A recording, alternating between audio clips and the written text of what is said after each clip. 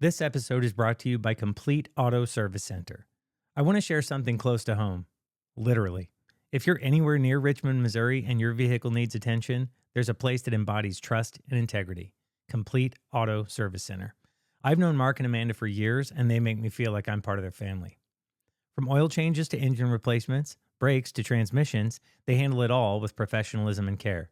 Their certified techs use quality parts, and they stand behind their work with a 36-month, 36,000-mile warranty.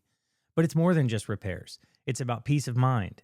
It's about knowing that your vehicle is in the hands of people who value honesty and excellence. So, if you're seeking a reliable partner for your automotive needs, visit CompleteASC.com or stop by 718 Woolard Boulevard. Let them earn your trust, your business, and your friendship. Complete Auto Service Center. Complete maintenance, complete repairs, complete peace of mind.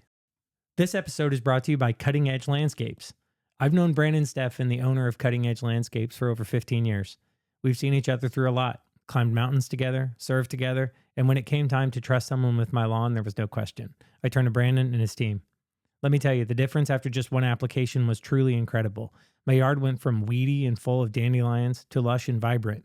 It was green, like really green. Also, I fought the bag system for years, never really seeing the results I wanted, but it has new life now, and that's all thanks to Cutting Edge. Cutting Edge isn't just about landscape projects either.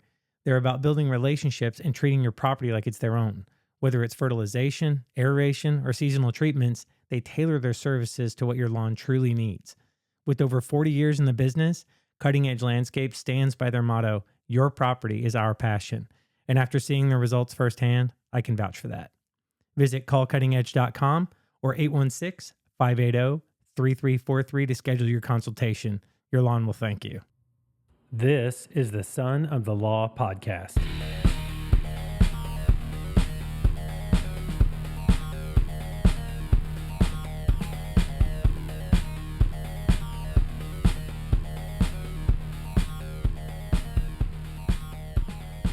Hey everyone, welcome. Welcome to the Son of the Law podcast. This is your host, Jay Christopher. Thank you for supporting the show. Thank you for being here with us. You are why we do this and what this is all about. Reminder, next time you are in an awkward conversation pause, talk about us. Share us across the platform, Spotify, Apple, YouTube, your favorite podcast player. Encourage people to follow the show and turn those notifications on so you can be ready for the next episode. Find us on social, Son of the Law Podcast on Instagram and sonofthelaw.podcast@gmail.com. Send me a Gmail. It's been a minute since somebody's reached out via Gmail with just anything. I want to hear from you. I want to interact with you. Drop every other Monday at 6 a.m. so the drive to work or never miss a Monday workout can be extra special. All right.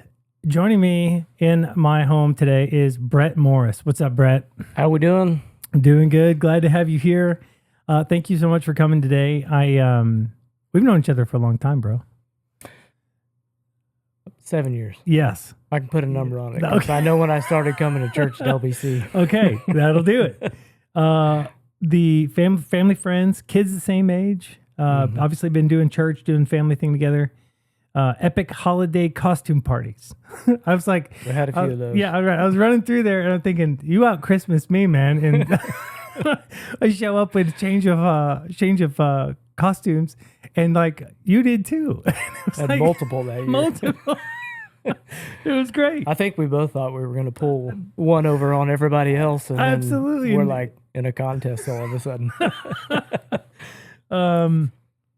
Let's see. You also introduced me to the Raising a Modern Day Night book, which I am forever thankful that we got to go through that and we worked through that together.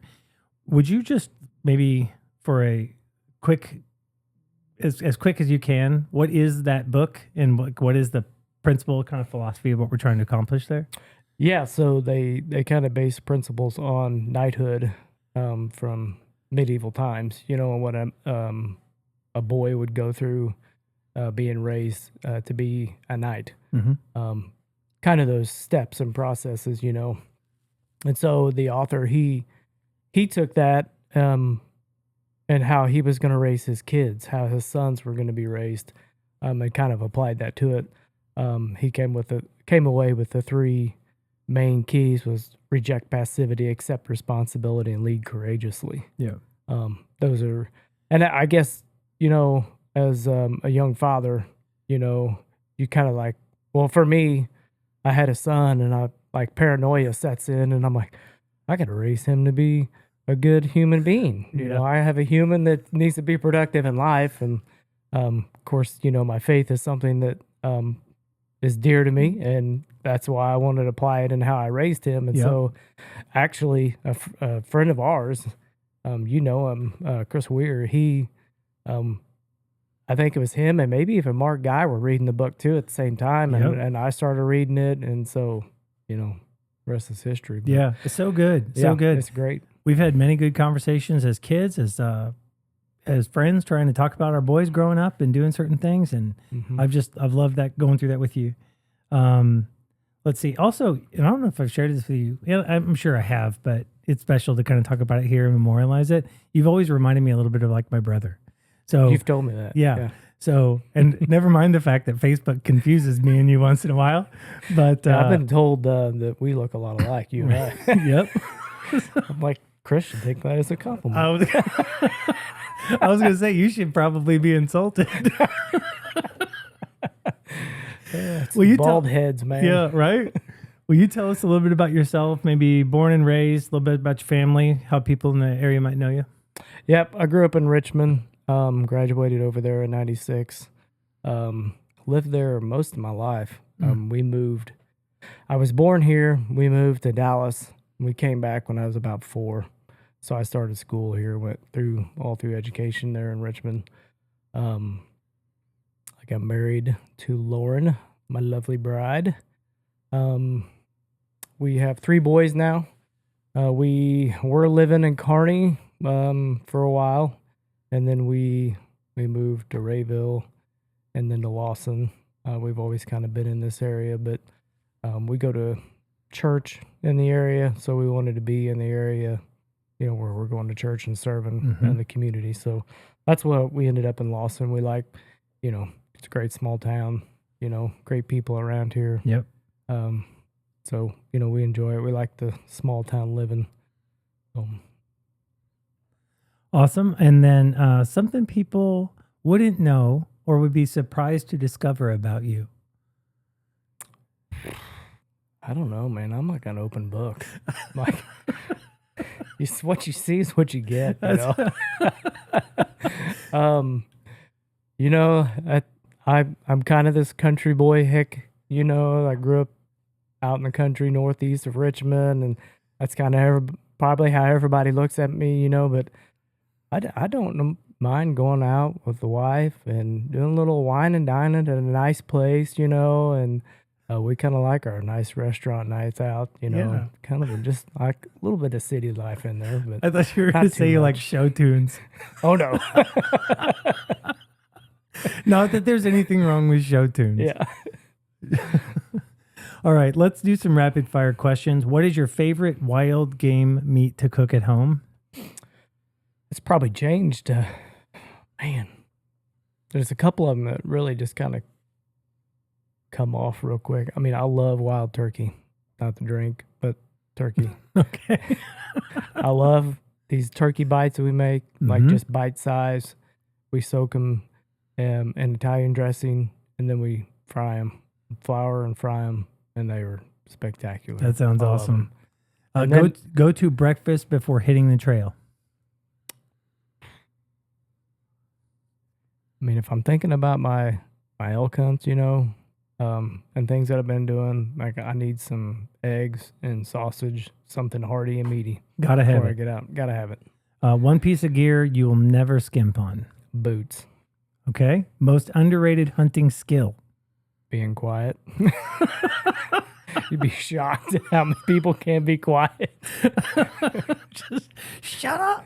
Patience and be quiet.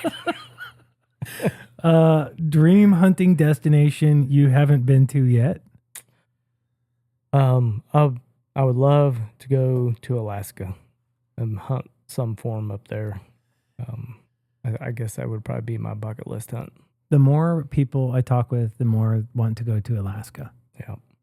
And my dad actually just got back from fishing, my dad and brother, and they said it was the trip of a lifetime. Like, Yeah. like what you think it is, and it's more. Yeah. This Just- guy I work with, it's he always just more. came back salmon fishing, Yep. and he brought me some in to work and gave them to me, and like he talked for a week about it. Just a great experience. It's incredible. Most embarrassing hunting fail. What happened? Most embarrassing hunting fail. While you're thinking, I'll tell you about the time I fell out of my ladder stand with my bow. I climbed up, sat in. I was trying to get my tree thing harness mounted up. The tree stand shifted, and I went face down, 10 foot, face planted right on the ground. I walked back to the truck, and I'm like, today's over. Well, ours are very similar. Years ago, I had a climbing stand. I still have it. And you get there, you use the stand to climb the tree with no limbs. Yep. You know. So I get up there, climbed up there. I got a rope tied to my bow.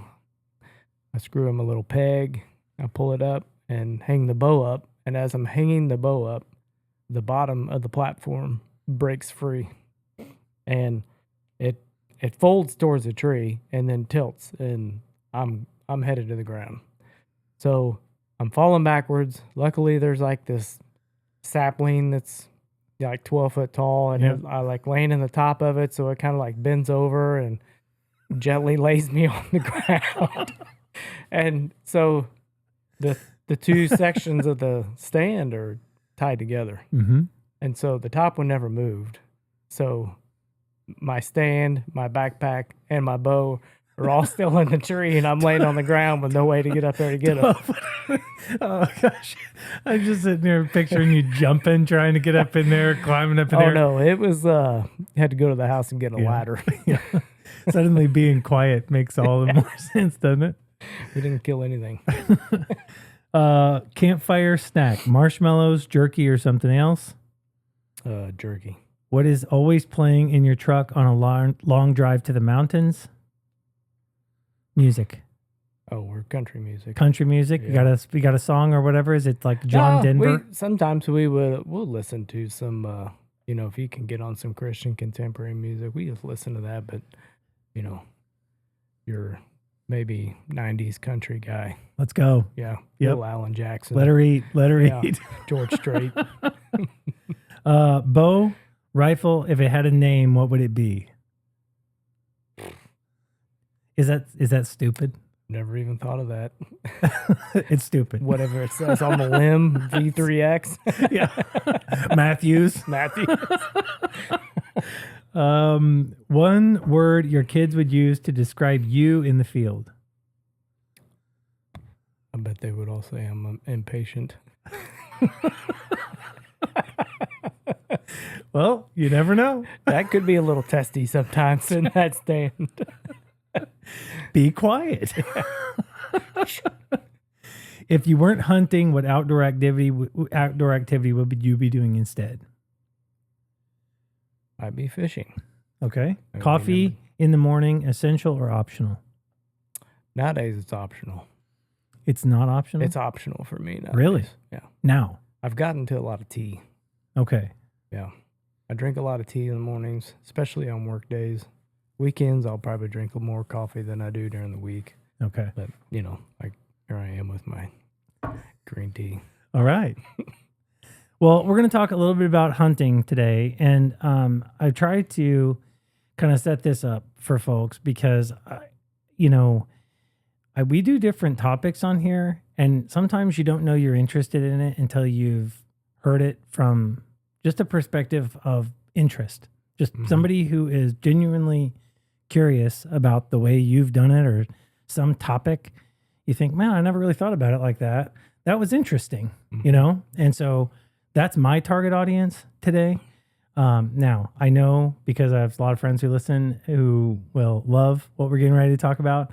And then those of you who have never sat back and listened to a hunting story and considered the other life lessons that might come along with it, this show is for you. This is what we're trying to figure out here. I'm kind of fall into that camp. I grew up hunting a little. My brother was always really, really good, kind of like you are. And and I was always just kind of like along for the ride. I enjoyed it. Sometimes I was successful. Most of the time I was too loud and impatient and all the things that you just mentioned. But I really enjoyed being with people and really enjoyed the fellowship of it. And so have an appreciation for it, just still always fascinated at somebody who really loves it. Mm-hmm. And so that's why I wanted to talk with you today. Okay, can we just start at the beginning?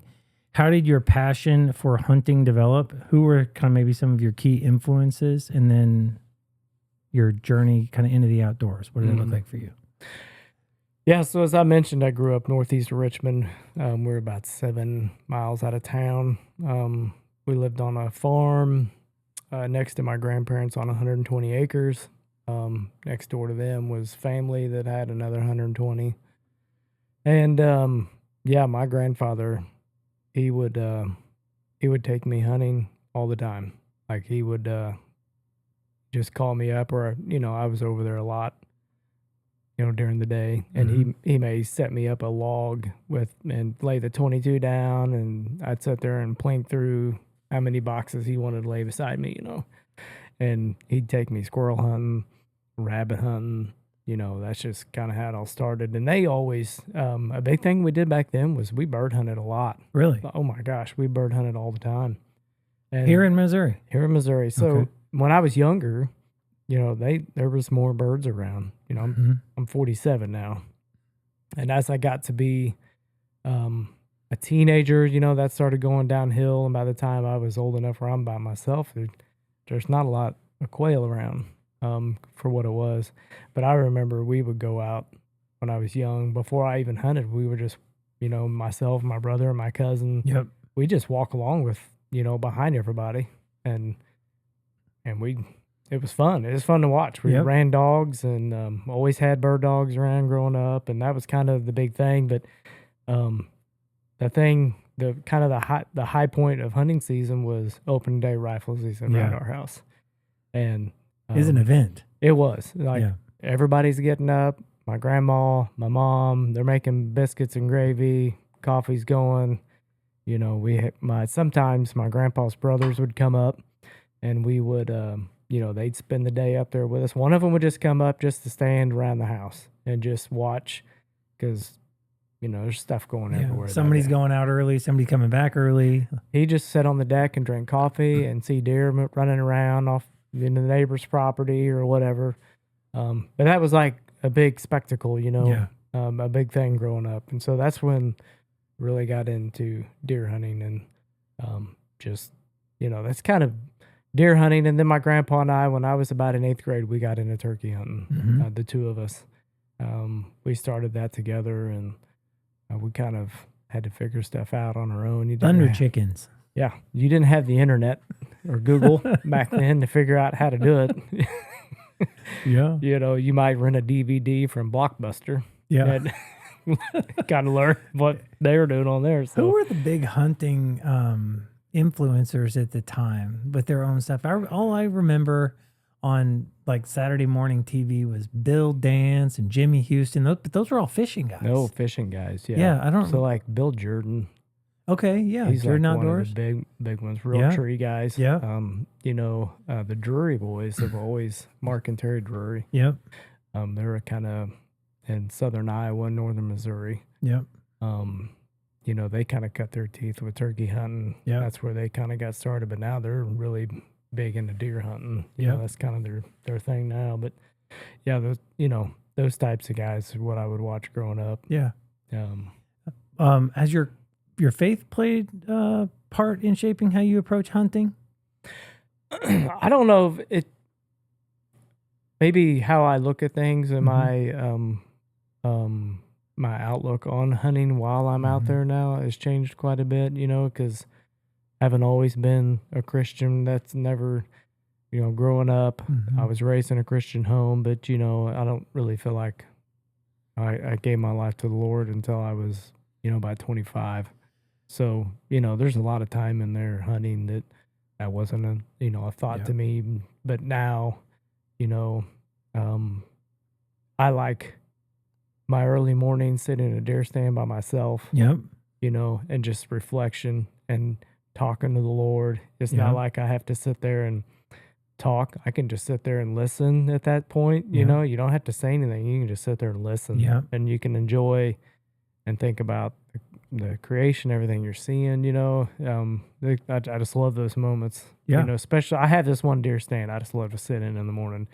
It's not always the best deer stand, but the sunrise comes up and everything's just so stinking pretty. Yeah. And I love sitting there. I could probably count on one hand how many deer I've actually killed Yeah. out of that stand, That's right. but it never moves because I just like to sit in it. Yep. Yep. That's great. Yeah. That's great. Larry Fleet, country music singer, you know who he is? Mm-hmm. He does a song, one of my favorites, called Where I Find God. And that, Yeah. what you were just talking about reminded me of that. Yeah. He just, Sunday morning in a church pew, in a deer stand or a hayfield, right? Like all these different places is where you can literally just be sitting there and encounter God, Yeah. which is awesome. Yeah. Okay, so you've also done this on numerous occasions with your boys too, right? Yeah. Tell us a little bit about that. How have you passed this down to your kids? Yeah. When had Chase, he's my oldest, he's 18 now. Instantly, like, I'm thinking, man, I can't wait for this kid to get old enough to go hunting. Mm-hmm. And I remember taking him when he was like 4. Mm-hmm. He can't be quiet. He can't hold still, 4 years old. But Yeah. I desperately wanted to take him and him to be a part of that. Yeah. And I remember taking out a ground blind and, I gave him, and I think early on, you're not going to your best spot with the 4-year-old. Yeah. Yeah. I would take him to a place where I felt like we were going to see a lot, but, where I'm not going to mess anything up with the 4-year-old. And, he'll get to see some animals or he'll be intrigued by it all, you know? And so, he would just love it. I give him a pair of old binoculars, and he may be looking in them backwards, whatever, he's just experiencing everything, getting to see some deer, and it's great. And, being able to take him and shoot his first deer, and turkey, like those experiences, I'll never forget them. Yeah. Like I could tell you the whole story of all 3 of the boys right now. And Lauren could ask me something about yesterday and I won't remember, but those Some are of just these are burned in there. Yeah. Those are just ingrained in my mind, and, and it was the same thing as the other 2 came along. Like I just wanted to get them out there and get them involved and they love it, just, you can just kind of tell in some of the videos, that we've recorded over the years, just how they all react, to it all. And it's just, it's great to be part of. Yeah. I want to get into that in a little bit, your YouTube channel and some of the videos and the footage that you've got from so long ago that you can kind of resurrect now and tell the story behind it. Yeah. It's inspiring. It really is. So what does a meaningful hunt with your kids look like to you now? Is it, you have to get something to be meaningful or not? No. I think it's different with all of them. Yeah. Honestly, like with Chase, him being 18, like he goes and does so much on his own now. And, that's kind of bittersweet. That's kind of like cool for a dad, but then, you're kind of like, hey man, we're still hunting buddies, right? Can I go? Yeah. And so, it's different, but, I think it's good to see him. So last year he shot his first deer with his bow and I was at work. I hated it. Yeah. Like I hated every minute of it. Yeah. And he actually videotaped it all with his phone. He had a little camera arm. So he not only shoots his first deer, he videos himself shooting his first deer. And I'm stuck at work and I can't get out of work. It was terrible. I was like so mad at work. Yeah. But each one of them's different. Chase is pretty reserved. Chase. Oh yeah. And so in those moments, he can be a little more reserved, but like Brody, he's like off the hook. Passion. Dude. Yeah. Like something happens, and like if he shoots something, watch out. Man, he's yelling, like I got to calm him down. Yeah. And Dane's a little bit the same way too. He shot a deer this year, and he would just, could not hold still, just shaking like crazy. But, they're all unique and different, but, it's all great for cool that. life lessons that are learning out there. For sure. That's awesome. Okay, let's get right into it. I want to make sure we have time for this. You have over the last several years, I've gotten to watch your journey like up and close. Make the decision first of all, right? I mean, the real work is done when you make the decision, and then the rest is just executing a plan. You made a decision that you wanted to try to go out and kill an elk in Colorado or Arizona or Montana, wherever basically you could get drawn, right? Mm-hmm. Yep. And you did it. Spoiler alert. I mean, you did it. But and I want to hear that story. But before we kind of get into it, walk me through the process of when you and like how you determined that that was actually a real possibility. Most people, if they grow up around here hunting, or if they've never been hunting before, they think this is just too weird of an experience. I don't know where I'm going. I don't know what I'm doing. I need a guide. I need to pay however many thousands of dollars for all this stuff. And that is overwhelming. And I don't know what the percentages might be, but that is a limiting factor for somebody. And I gathered just from conversations with you that you kind of felt that way too until you didn't. So maybe walk me through that process of when you said, no, I can do this. And how did you then kind of plan that first hunt, and tell me about that whole story. Yeah. So I grew up deer hunting, turkey hunting. That was kind of the main things. Right. And there's always this desire to go out west. My grandpa and my dad, before I was born, they went out west. And so I think my desire to go out west has been in me for a long time. You go in my grandpa's garage, and hanging from the rafters in there, there's probably 10 or 12 mule deer racks hanging up there. And my dad has bundles of them too, from when they were going out there. And my dad has one mounted. My grandpa has one mounted in the house. And it's like, I've always wanted to go out west. I've always heard their stories, but it never seemed attainable to me growing up, obviously when I was younger like that, like they weren't doing it anymore. Mm-hmm. And then when you start to get into adulthood, like when we were young adults, you couldn't research this stuff. Yeah. Like I always thought, like, how the heck could people go do this? Right. And probably not many people did, because you wouldn't know how to do it. So if you want to fast forward into, I don't know, maybe around 2020, 2019, like things start coming out, apps start coming out, where you can research stuff on your own, and it breaks down the units in all these different states, and it tells you all about them, tells you how to draw them. And, I start seeing all this stuff, and I'm reading, and I'm like, well, if he can do it, I can do it. Yeah. I'm that kind of guy. Like if Joe can go over there and do it, then why can't I? Right.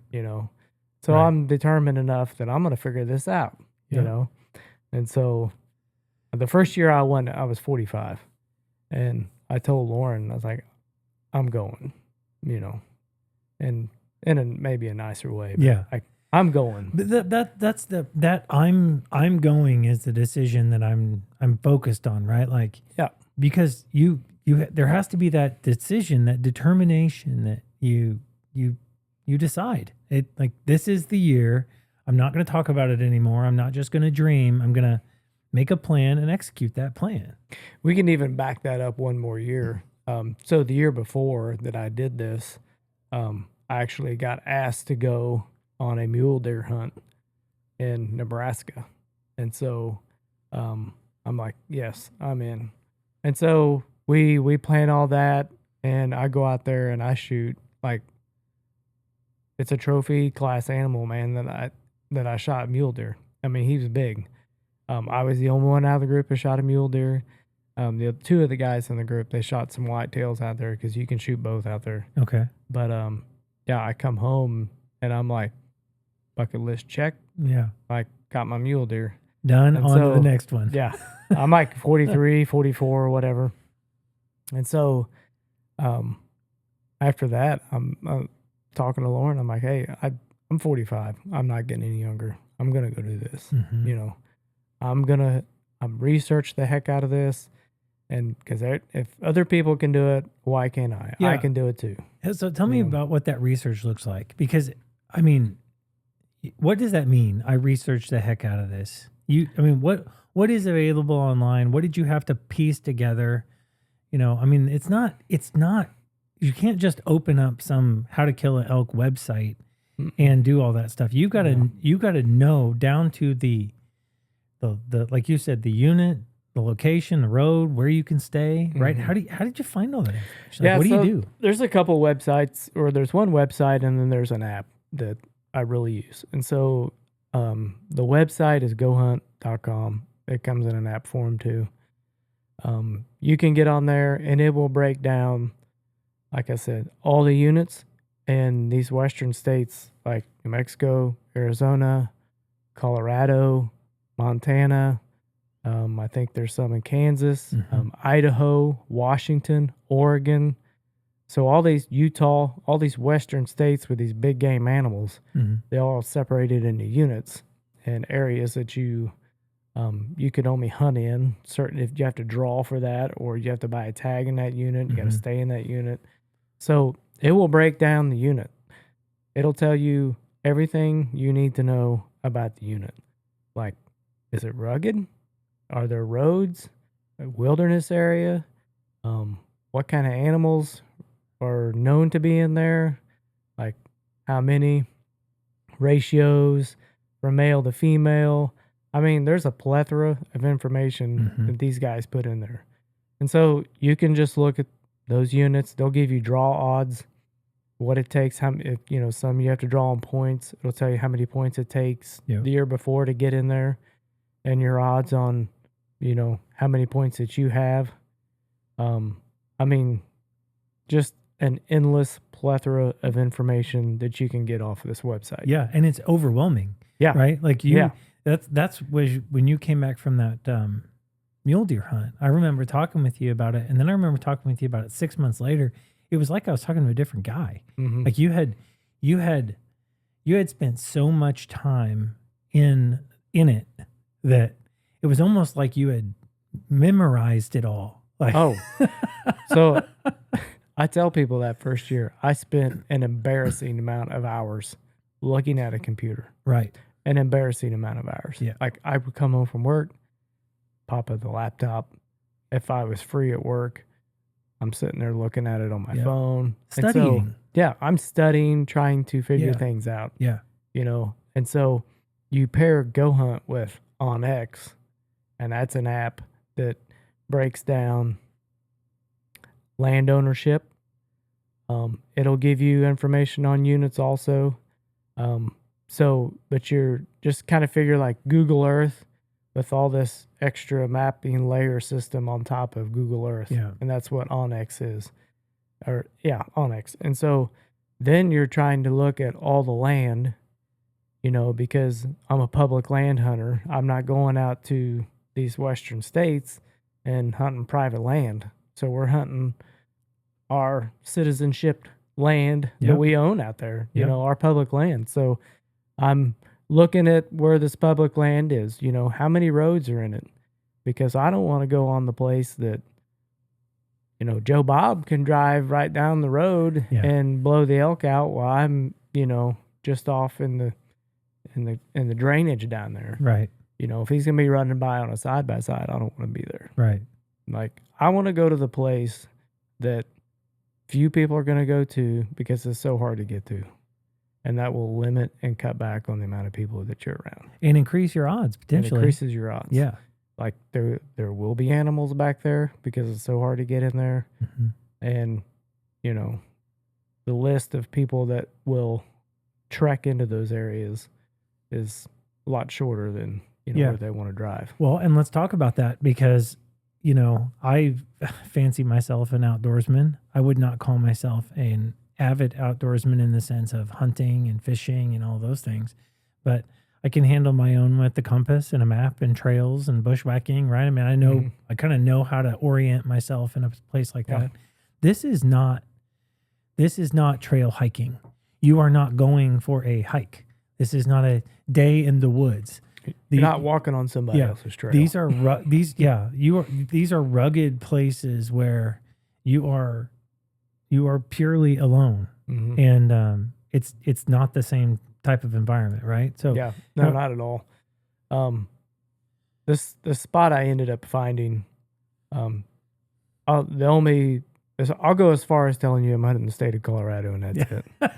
You're not getting anything else out of me. That's fair. All right? I'm not asking you to. That's like asking a morel hunter where their mushroom everybody spots knows are. that the elk are west of I-25. So I'm west of I-25 and I'm north of New Mexico. Yeah. So that's what you're gonna get from me. All right. So when I decided to do this, I'm looking for a place that is hard to get to. Mm-hmm. I don't care really how far I have to walk, to find an area where I feel like there's going to be less people there. Mm-hmm. And so the place I ended up finding, just to get into the area that I'm going to hunt, that I really, really like, I've got to walk like 4.5 miles just to get to it. That doesn't mean I'm not passing elk up on the way, right.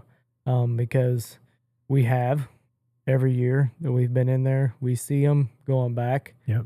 But what limits us is what you need to survive, water. And so trying to get back to my spot, and like we don't have water in between. Like the water's back there when you get there. Yeah. But it's not on the way. Right. If that means anything. Yeah. So I have to walk through, and I have to walk 4.5 miles and walk through some stuff just so we can get back and survive. We don't have time to stop and hunt for 2 days in this, in the areas. Yeah, transition area or whatever. You just don't have time to do it. Well, and if I remember right, again, off script here, but like you went out the year before on like a family vacation and scoped this place out before you even went, right? Yeah, so Chase and I went on just like a father-son trip. Mm-hmm. I wanted to go and kind of scout.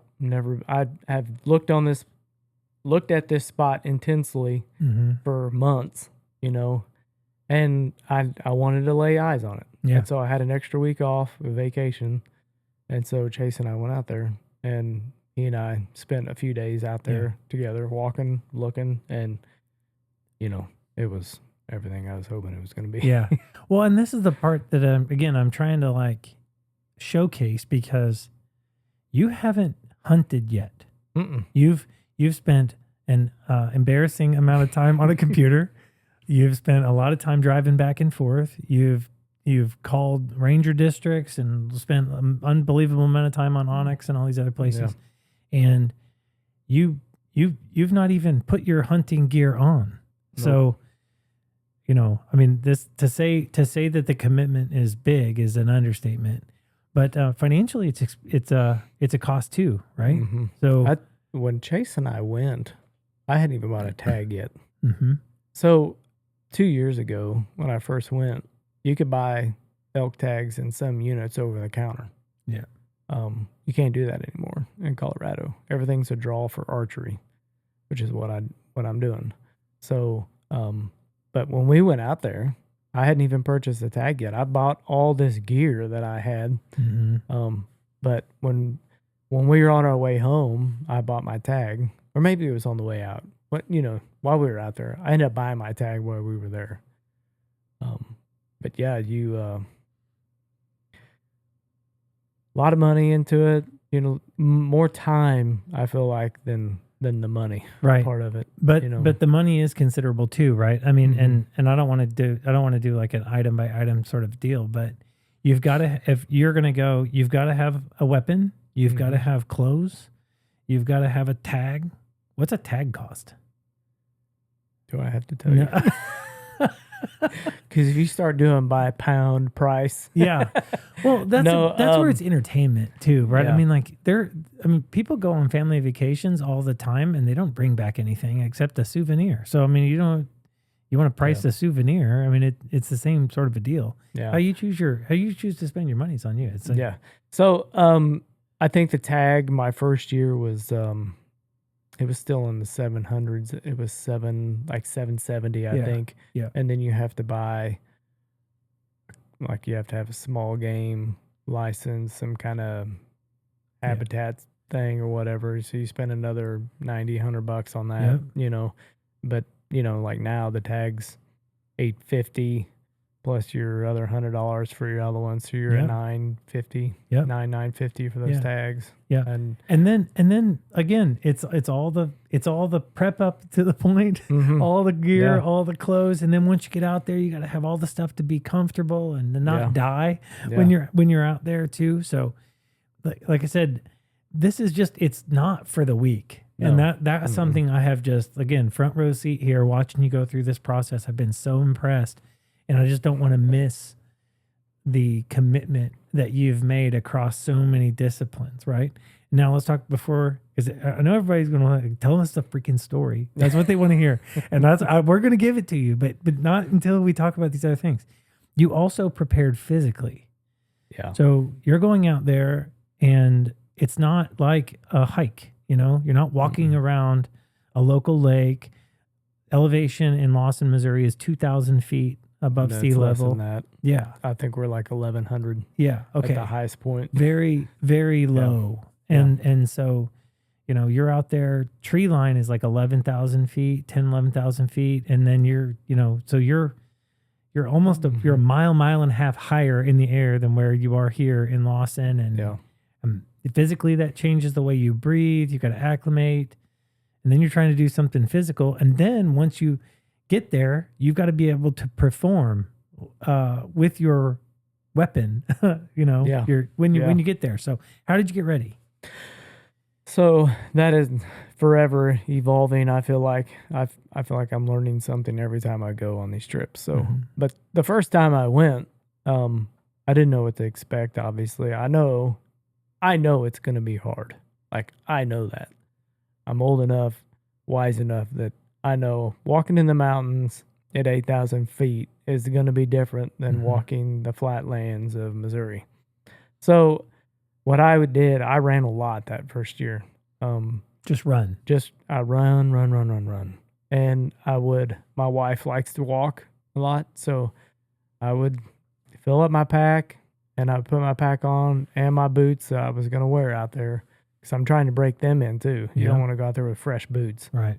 So I would walk around town with her, and, I'm sure there's a lot of people who have seen me walking around with my backpack on thinking, what is that fool doing? Yeah. I would even strap my bow on there, because Yeah. I'm like, I want this thing as heavy as I can have it, like it's going to be before I get out there, Right. And yeah, I would just walk around with her, and run. Those were the things that I did the most then. And it wasn't enough. I learned quickly on my first trip how bad that oxygen, like the difference from here to there is Mhm. for us. Like, we just cannot breathe hard enough to get air in our system out there. Mhm. And so, like, it was grueling that first time. And Matt Wright, Matt, Mhm. he went with me, and I think we both might have been at the time. He might still say this the hardest thing we've ever done. Mhm. Because we went out there, I killed an elk. We're thinking, we can do this and this and this, and there was just some things that we couldn't do. Right. And by the time we were all said and done and in the truck, Um, like I felt sick, like I had the flu, Yeah. like shaking, cold chills, Spent. just nothing in the tank, man. Yeah. It was, I don't know if we'd had to stay out there more days, what would have happened to us, like physically. But, we were blessed that we were back to the truck and coming home. I think we walked up on the mountain Wednesday night and we're driving home on Sunday. Yeah. Back to Lawson. And so I don't know we were prepared with 10 days worth of food in our packs. We weren't going to make it 10 days. I can tell you that. Yeah. That's type 2 fun, right? Yeah. I mean, and borderline type 3. I've, like I said, I've done some hiking and I go out there and you hike 10, 15 miles, 20 miles in a day and you're at elevation and you're living in Missouri and, you got to, and again, I'm not carrying stuff for shooting and hunting, but big old 50-pound pack for staying in tents and stuff. I've done it. And when I go, I just love meeting myself on the trail and testing my mettle. It's like, is this the end? Is this the measure of this man? You should go with us. Yeah. And it's like, nope, not today, Satan. Right. It's that next thing, I'm to just, it's encouraging to find your limits. Yeah. Yeah. And I just hear that in your story and that's exciting. Yeah. And so those things that I've learned, I'll go to what I'm doing now. So I have an altitude mask that I wear, and it restricts your breathing, and it has different levels on it. You can actually take plugs in and out of it. So it has 2 chambers that can pull in air. You can put plugs in them to restrict it even more. So like breathing through a straw. Yeah. Or no, it'd be like normal breathing, but just like, let's put a layer of cloth over our mouth. Okay. So it's restricting the air coming in. So it requires your lungs to, be more active and, it's strengthening your lungs because it's forcing more air in. Like, you're working that muscle. Yeah. So I wear that. And the thing that I think helps us the most is we started walking the lake dam out of Lawson City Lake. Yeah. And we put our packs on, we put our boots on. This year I was carrying 75 pounds of sand inside in my pack. And we go out there and I wear that mask and we walk up and down that dam. Yeah. And I'd like to just colorfully describe this dam for everybody. Bottom of the dam to the top is probably 100 yards, would you say? Like from the base of the hill to the top of the hill? I don't know if it's quite that far. Okay. Base to the top, maybe 75. Okay. So say 75 yards. Yeah. And then it's like two slopes, and then there's like a flat spot right in the middle. Yeah. So you're going up about like a tier in like there. Maybe 30 degree incline, and then you flatten out, and then another 30-degree incline, and you get up to the road that crosses the dam. Yeah. The second one is steeper. The top part of it's a little bit steeper than the bottom.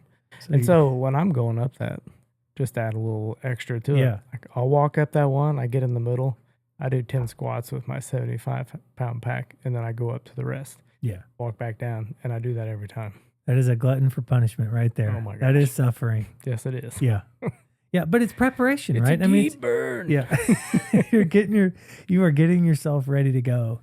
And so, okay, so now let's do it all. We've talked financially, we've talked spiritually, we've talked physically. You're prepared, you're ready to go. Walk me through that first hunt. So, yeah, Matt and I left. I think it was I have to think back, man. I've been on a few of these now. I think we left on a Wednesday afternoon. We drove halfway, spent the night in Colorado before, I think in Burlington, Colorado, I think. And then we drove the rest of the way the next day. So Thursday we hiked up on the mountain. Literally, we get up on the mountain and we're on top of this ridge. And so where we parked the truck, it's like 6,500 feet. And when you walk up this first incline, I call it Suck Mountain. because it sucks, man.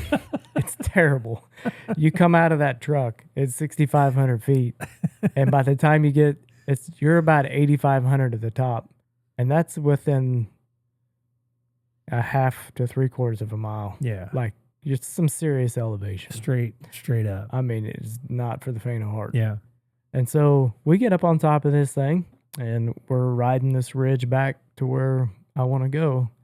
And literally, like the first bugle I let out in that place, I got my backpack on. I'm not ready. Like, bow's on my pack still. Matt's maybe like 20 yards behind me, and I ripped this bugle out there, and I just wanted to listen, First time out there. And I catch something moving, and there's a stinking elk sprinting right at us. And I'm like, is this a joke?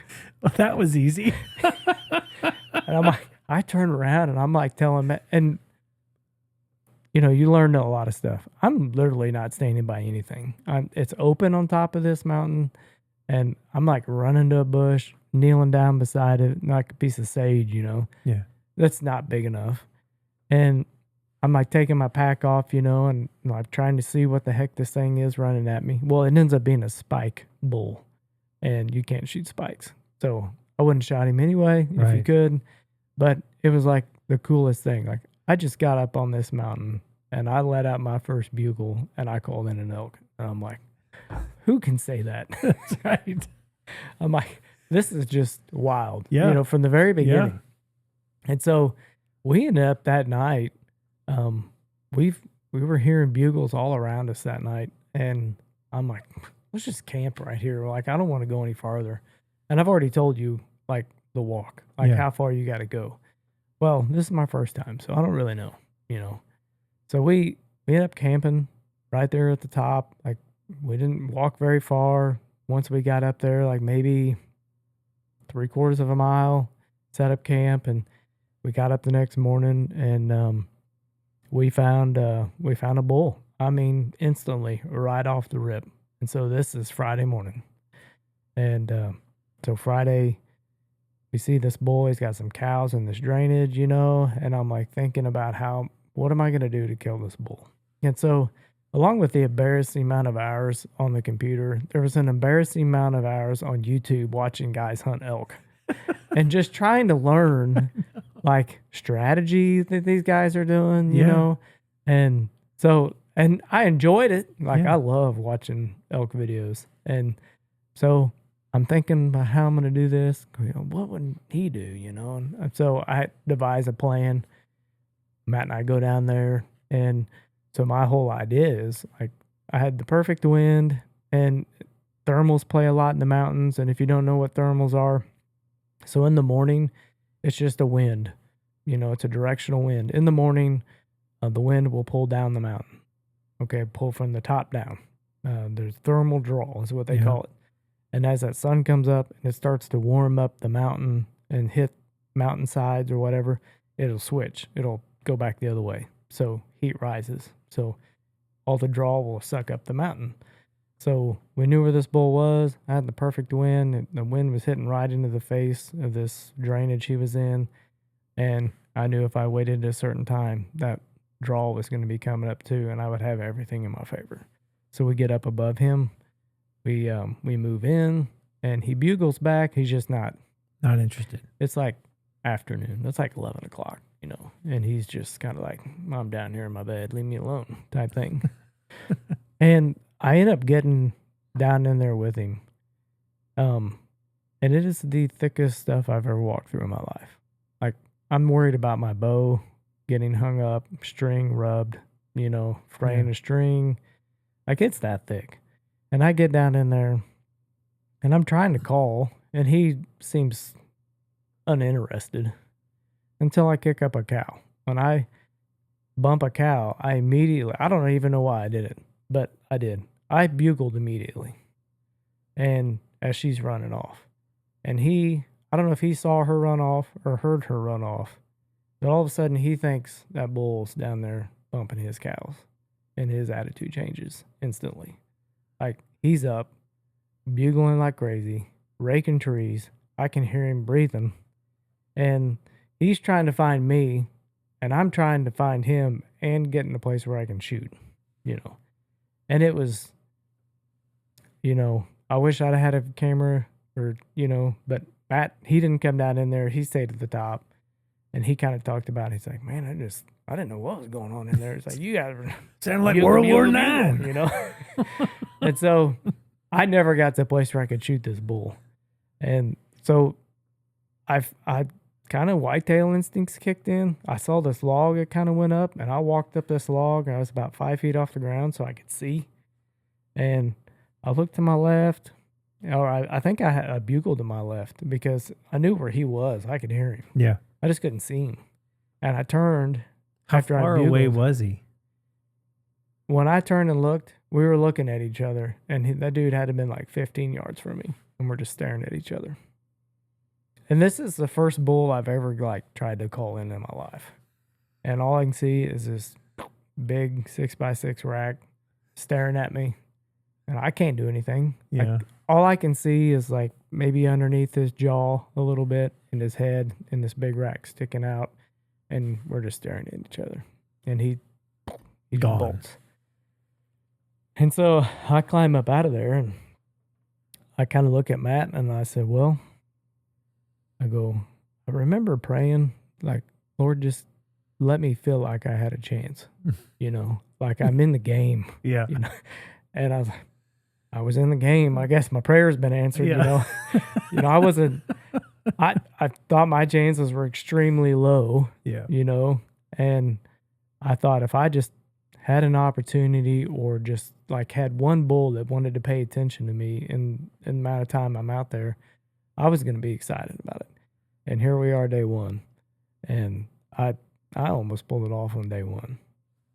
And so we get out of there, we go pack up camp, we're moving back, and we move back about as far as we can before it gets dark. We set up, we went and scouted around that night, and we found some more bulls Friday night, and we kind of decided we were going to go down in there on Friday or on Saturday morning, and we got stormed on Friday night, and when we got up Saturday morning, it was just a foggy mess, and you couldn't see anything.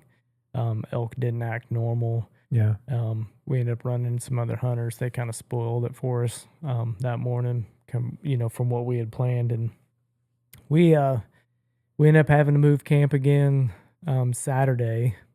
So I may be off on my days here, but I know this is the amount of days. I may be talking about Friday and it's Saturday. Yeah. But so that day we moved camp again to get back into where we wanted to be, and that night, so this, we'll just say Saturday night, we walk and we find, a lot of elk. We see these bulls in this area. There's several of them moving around, and I'm like, how are you seeing them? Are they like, you're up on a hill we're and up they're high, and you can just see a big old group we get of up them? high and you can see into these drainages from different vantage points, and you're just kind of scouting and, with binoculars. Mm-hmm. And I'm talking, we see these elk and they're probably 1,000, 1,500 yards away, So we decide we're going down there, in the morning, and we get over there in that area that morning. And so we're up on a ridge top, and we're looking at this across this valley to this other ridge. There's like these drainages in there, they're just kind of valleys in the mountain, and there's a lot of thick stuff, in these drainages. And there's the first three that we're looking at, there's like a bull in every one of them, and you can hear him bugling. And it was the same thing as, a couple days before. Like, we knew where the wind was going.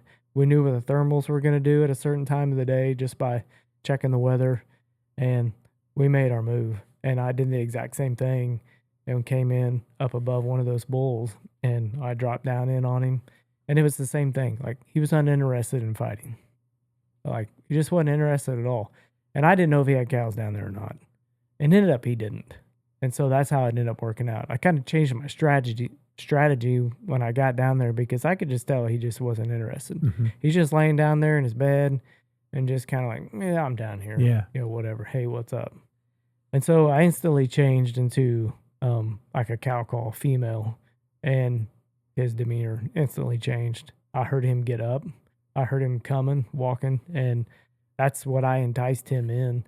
And he started bugling with authority and aggression at that time, and like, hey, where are you at? I can hear him searching, seeking me out.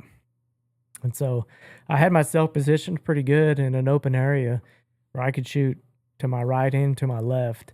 It was pretty thick in front of me, and I could hear him moving around, and he finally kind of started moving to my right. And I could see horns coming through the brush. And like right before he stepped out, and I mean, he had to have been like 25 yards from me. I mean, he just rips a bugle out right at me. Just the most chilling thing. Yeah.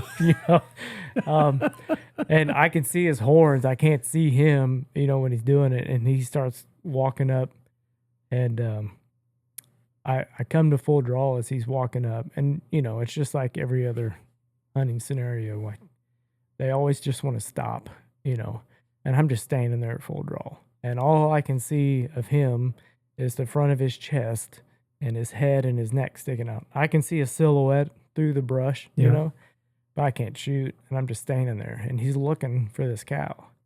Well, if he'd have went straight up, it would have been the best thing. But he turns and walks straight at me. And so as soon as he turns, he sees me. I'm standing there full draw looking, and we're just staring at each other.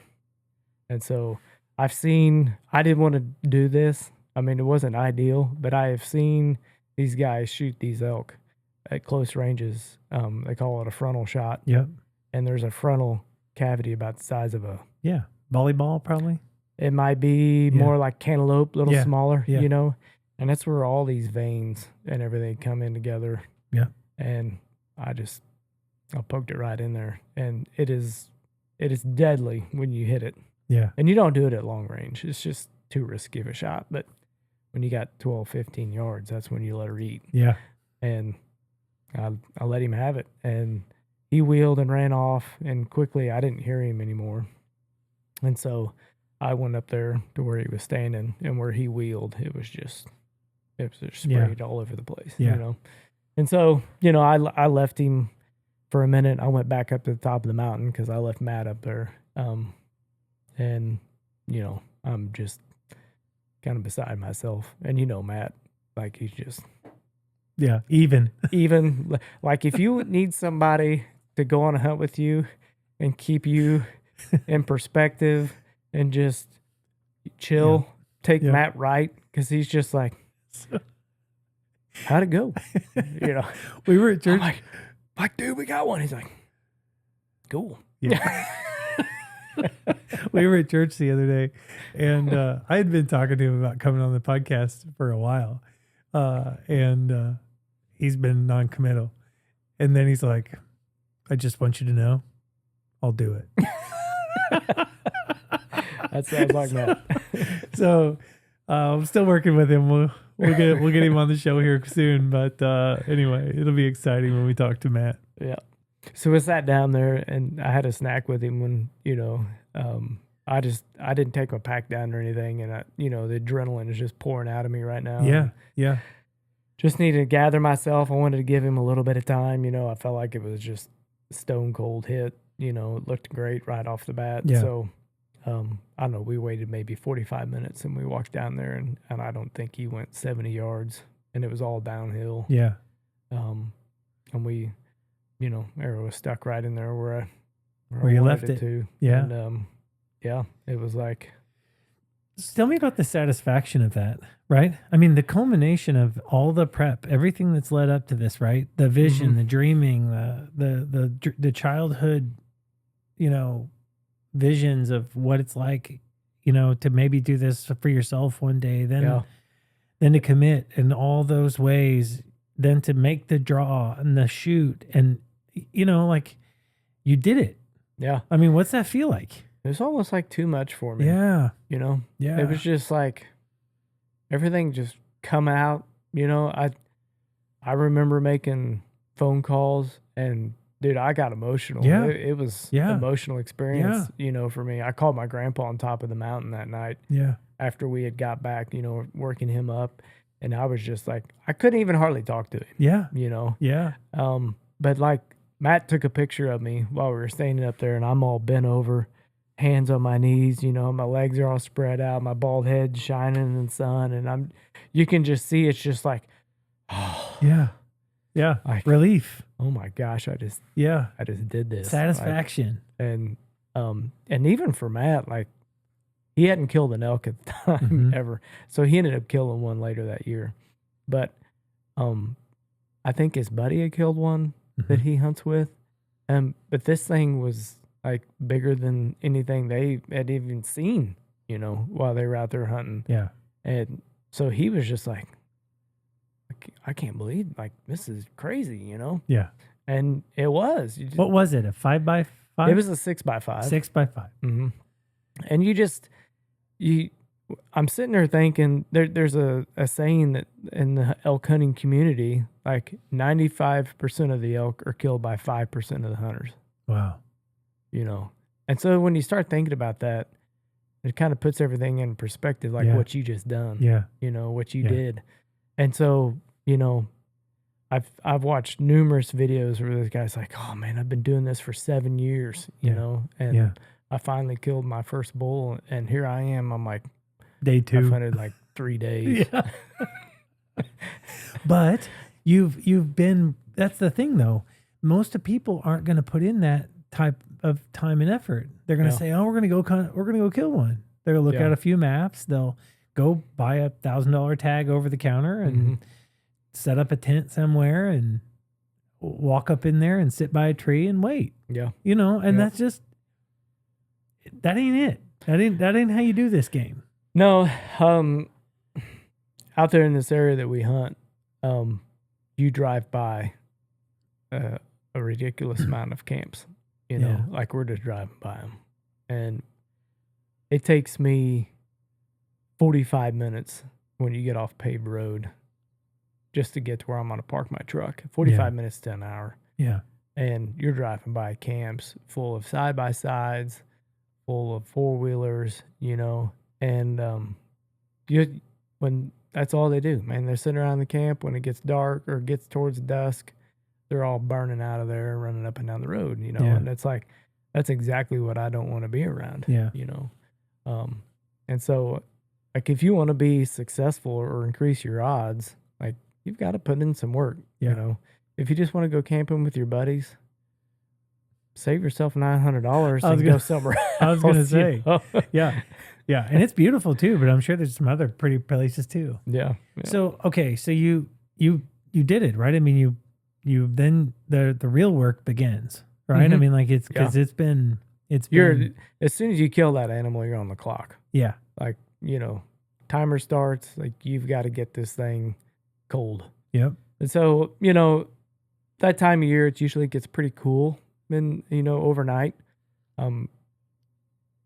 I've seen anywhere from the low 30s to, 50, 55, So we immediately cut him up, get it hung, get the hide off of him and hang up everything in meat bags. And when you can get it hung up fast, it puts a little hard layer around, the meat, and that's what protects it, So get it up, let it breathe, let air get around it, and form that hard crust around that meat. And it like a refrigerator, like a aging process, right? Yeah, and that's what will save you and give you some time, And so we had this perfect little tree by us that was covered up. It had a canopy of tree, like limbs and leaves around it, and you could walk up in the middle of it, and it was like made for us. Yeah. It was like God had this tree planned. Like, just die right here for him, you know? And so we hung it up on this limb, everything, and I think we were probably done with that like about 2:30 or so in the afternoon, and it was cool in there in the shade. It was all shaded, and we walked back to camp, and we packed up camp and walked to the truck. And so from where that bull was laying to the truck, if you were just to walk straight to the truck from there, it was 7 miles. So we had to go to camp, which was kind of out of the way, get camp, and then go back.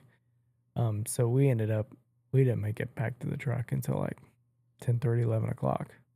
And that night, we talked later, like that night, we felt the same way that night that we did the next night after we packed that elk out. And so we spent the night at the truck. We both feel sick. We're not talking to each other about it, you know. Because you got the work coming. I mean, it's I don't want to tell Matt. I feel like I'm going to throw up. Yeah. You know, I feel like I got the flu and I've got the cold chills, you know. Yeah. And we get up the next morning, we eat, we go back, we load him up, pack it out, come back to the truck.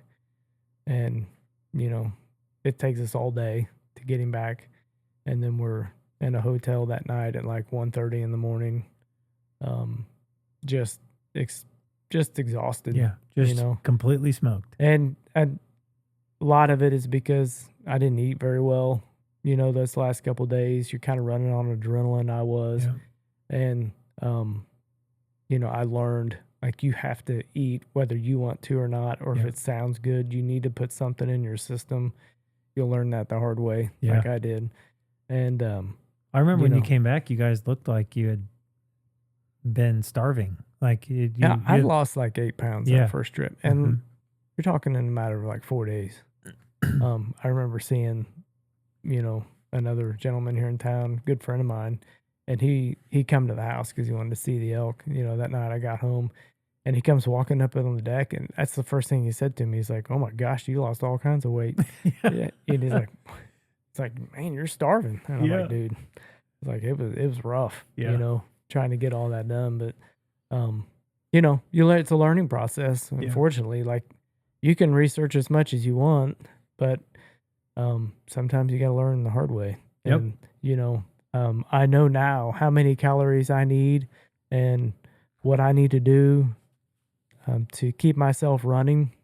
And you learn snacks that you don't like while you're out there, because man, you take it, you got to eat it. You know, and so my system has changed a little bit in 3 years or whatever. And, so yeah, you got to kind of evolve and just kind of keep changing things up a little bit till what hits you right. But I know I need 3,000 calories a day at least. Yeah. While I'm out there. Yeah. And I know. And that's a lot of food. Yeah. I know I can't take a lot of sugar, just the way my body reacts. I need carbs. I need protein, you know, I need meaty, hearty. I can eat some sugars, you know, but I can't take it all in the morning, you know, I'll be gassed, shaken, you know. I've got to have some protein, meaty sustenance in there for me. Yeah. Okay. So you made it back, and then you come back, you got a million people who want to hear the story, right? Working through that. Yeah. You got meat in the freezer, which is awesome. And, now you got this big mount up on your wall. Yeah. Yep. And European style, I did European, right? Yeah. What is that? So I'm not sure everybody's going to know that. Yeah, skin the head all off. You boil the head. So it's just a skull. And it's just a skull. Yeah. And these elk, they look a lot like a cow head. Yeah. You know, they resemble them a lot with these giant antlers on top. Yeah. When we advertise or post this episode, we'll take some pictures, and we'll get some of these pictures, and we'll use that as our social approach. So we'll get some people to see this. Yeah. So really awesome story, type 2 fun, right? All the preparation, planning that goes into these things, financial, physical, you know, knowing where you got to go, what you got to do to get there. And you did it. You did it. You achieved what I think about the stat you gave was 95% of the elk are killed by 5% of the hunters. Yeah. Because it takes like the discipline and the stick-to-itiveness that you've demonstrated to get it done. You don't just say you're going to go out and do it, at least not with a bow, at least, you know, not without some serious luck involved, right? Yeah. You put in the work, you put in the time, and you were rewarded and blessed. Yeah. So let's pick up again. So you had this wonderful experience, completely hooked. And then how long was it before you're like, we got to do this again? Well, it was sooner than I thought it would be because I was so spent, and Matt was the same way when we came home that um, I was literally thinking driving home, like, I don't know if I can do this again, you know. Um, just the physical aspect, it's something I'd never felt before, and you're talking about like I was a runner growing up. Like I ran cross country Hmm. and I would feel terrible when you get done running, you know, 3 miles in 18 minutes. You just feel terrible. And I did anyway. Hmm. I wasn't the best of the best runner, but I had pushed my body to the limits and You doing say three things. miles in 18 minutes? Is that what were you running? Yeah, my senior year, I think it was, between 18 and a half minutes was That's a fast. good time for me. I'm preparing an episode with Marcy Weatherspoon, the Mhm. cross country coach. Mhm.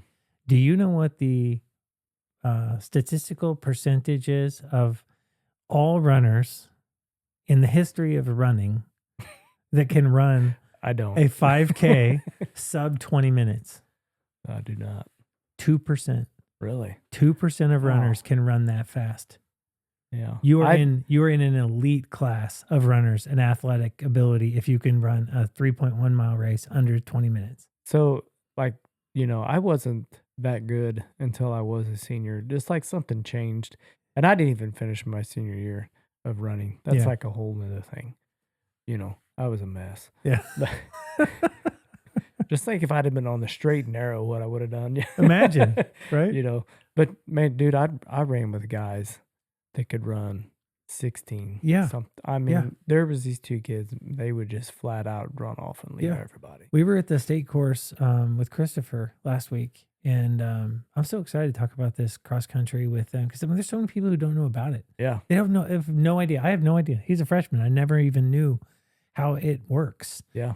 And the state record in Columbia for the state record course in high school is 15:48. Yeah. I don't doubt that at all. That is, Yeah. that's a 5-minute back to back mile. Yeah. That's crazy. Yeah. Some of them guys, I don't understand it. Yeah. Well, those two guys I ran with, they were like 6'3".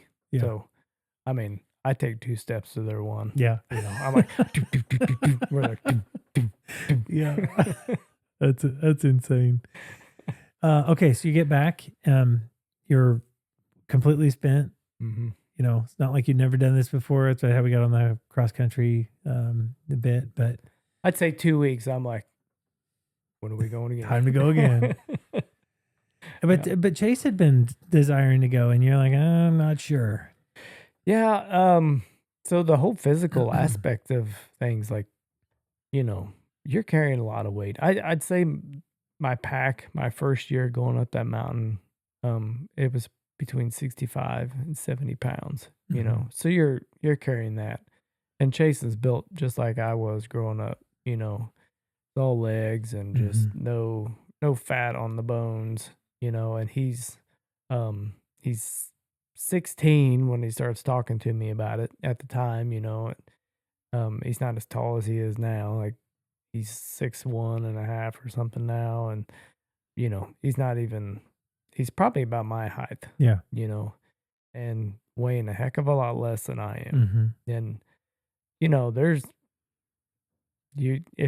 let's just say he weighed 135 pounds and you're putting 70 pounds on your back. Yeah. Of course, he's carrying the bow if he gets going, and that's just a lot of weight for his size, you know. Yeah. But he's a pretty driven individual, and when he gets something in his mind and he wants to do it, like he can commit to, like, hey, this is what it's gonna take, let's suffer, Dad, And so, I wanted to take him. Like, it wasn't that I didn't want to, but just like, can he physically handle all this stuff that we're about to do? Well, and two, like, he could die. You could die. Oh, yeah. I mean, we're as we're recording this, there have been 2 elk hunters in the news recently. Three now. Three now. Three now in the same county. Yeah. That Yeah. you're talking about ones out in Utah, I think where it was. So there was the two that you're talking about Yep. struck by lightning, Yeah. and I just read this week that they found another one in that same county. That's another guy's died. I haven't heard Yeah.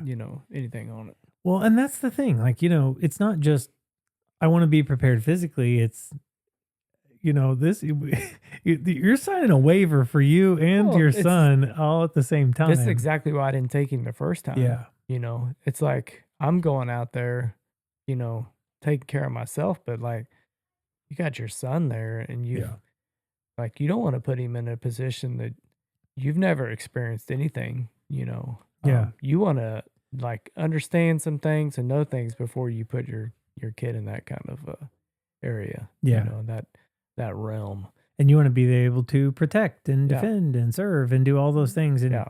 it's very difficult to Just do that if being a you've dad. Yeah. Yeah. And I remember when I was trying to get somebody to go with me, they're like, well, why don't you just take Chase? And I'm like, not the first time. Yep. I can't Yep. do it the first time. Yeah. But you ultimately made the decision to take him. Mhm. And this was something that you guys got to do together. So Yep. story number 2 is now. It was a lot of the same. I learned that I have to eat more, and so we packed. I learned some things that I didn't like to eat, and we kind of changed up our food a little bit. And last year, as when I started with the altitude mask thing, because I just was gassed trying to carry stuff up the mountains. I'm like, I want to try to be as good as I can be. Mm-hmm. And last year was when we started climbing the lake dam. I had two guys that had said, hey, we'd like to go, and I'm like, okay. I felt comfortable enough where I felt like I could get a group together and go at this point, and but I just was kind of telling them like, hey, this is about Chase. This isn't about, I'm not taking you out there to go elk hunting. Yeah. I'm taking my son. Yeah. And that's the only tag we're buying, just was honest with them. Like, sure. I'm not trying to be rude, but this is about all I can handle, And so they were both like, hey, I just want to go. Yeah. One of them, was just someone we shoot bows with, Cabeney Harris.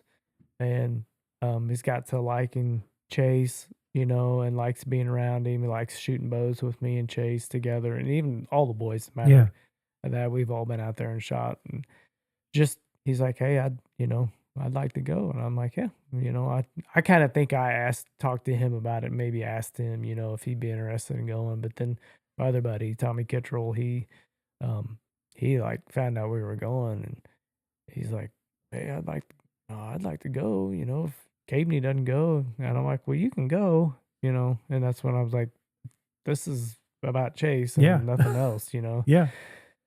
And so, got on the same page, had some meetings, sit down, I go through, this is what we need, prep, this is what you're going to need. Got the group ready, and we made dates of Sundays, Tuesdays, and Thursdays. We were going to meet out the lake, and we were going to walk, 30, 45 minutes up and down the dam, doing squats, whatever. And, kind of made it important, like, hey, we need to do this. Yeah. It's a team effort. Yeah. You're going to enjoy, you're going to hate it now, but you're going to appreciate it later. So, that's what we did. Got prepped, ready to roll. Rolled out of here together, and it was like a carbon copy of the year before. I mean, to the same day. So the dates weren't the same because of the calendar switches. Right. But we left on the same day. Chase shoots his bull on the exact same morning that I shot my bull in the afternoon. Where I shot mine, he's like directly across. We're the same distance from the truck. It was phenomenal. It was probably a little bit easier, because I knew where I wanted to go this time. as far as like I've seen more of that place Yeah. before the first time around. So, and to get back in there, and I talk about this place like we're the only ones back there, but we're not. You know, there's other people back Sure, there. There's sure. other guys that have done what I've done. And so we kind of meet some guys a little bit this time around and, you know, talk to them a little bit, you know, kind of learn what they're doing, what they like to do. Kind of have to work together, you know, about, Yeah. you know, hey, I'm going over here today or in the morning. And he's like, okay, well, this is where we're going type Right. thing, you know. Right. But the morning, it was kind of the same thing the night before we found all these bulls. And it was just, man, there was 4 or 5 in this area. And Tommy and Cabeney were up on this ridge looking, and they're seeing more off the other direction. Excuse me. And so we kind of, Chase and I committed to this one spot, and we got up early in the dark, made our breakfast, and we took off. And Tommy and Cabeney were going to go back up to the same spot they were at the night before. And we got in there, and this bull is just on fire. Like, we can hear him before we even get there, just bugling like crazy. And Chase and I slowly work our way up in there. Like, we're not even making hardly a sound. We're just trying to get close to him, you know. And I finally decided, like, I think we're close enough. I don't know how close we are. Is it the same thickness and everything like that? Or no, something? this is I have learned that the lower part of these drainages, it's a little cleaner and it's a little more open. Up top is where all that thick stuff is. Mm-hmm. And so with the thermals I talked about that go downhill in the morning, everything's sucking down, we stayed low. Okay. And it worked great from where he was. He was actually up high. So we can get in underneath him, you know. And we get close enough to where I think, you know, it's time to start showing that we're here, you know. Did some cow calling, whatever. And then finally I just rip out a bugle. And you can tell instantly that dude did not like it. So we had been seeing. You're in my world now. Yeah, the night before, he was like this. We saw this one bull, and we assume it's the same one. He's just like running all of them off. Yeah. Every bull that comes up there, he's chasing it off. He's got a little group of cows, you know. And so we sneak in down low and get close. I've been making some cow calls, so he thinks there's some cows in there. And then all of a sudden, there's like, boom, there's a bull down there, and he's not happy. And he's bugling back. And when you get a bull that is mad and doesn't want you there, like, the thing you can do the most is just like cut him off.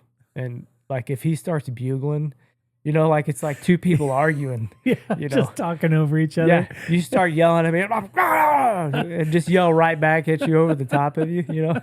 And it's like the same thing with these bulls. It's like he would bugle, and before he's done, I'm bugling back right over the top of him, you know. And there's certain bugles you can give him that mean a little bit more, you know. And so, you know, I'm like amping it up, and I can tell. I'm like, this sucker's coming. You can hear the change of tone, the volume. And so, and I'm recording all of this with my iPhone. And I finally get up behind Chase once, and I'm like, Chase, he's coming. And, you know, I talk to him all the time about, you know, when we're practicing, like, focus on your mechanics. I think I even told him that while we're sitting there in the video.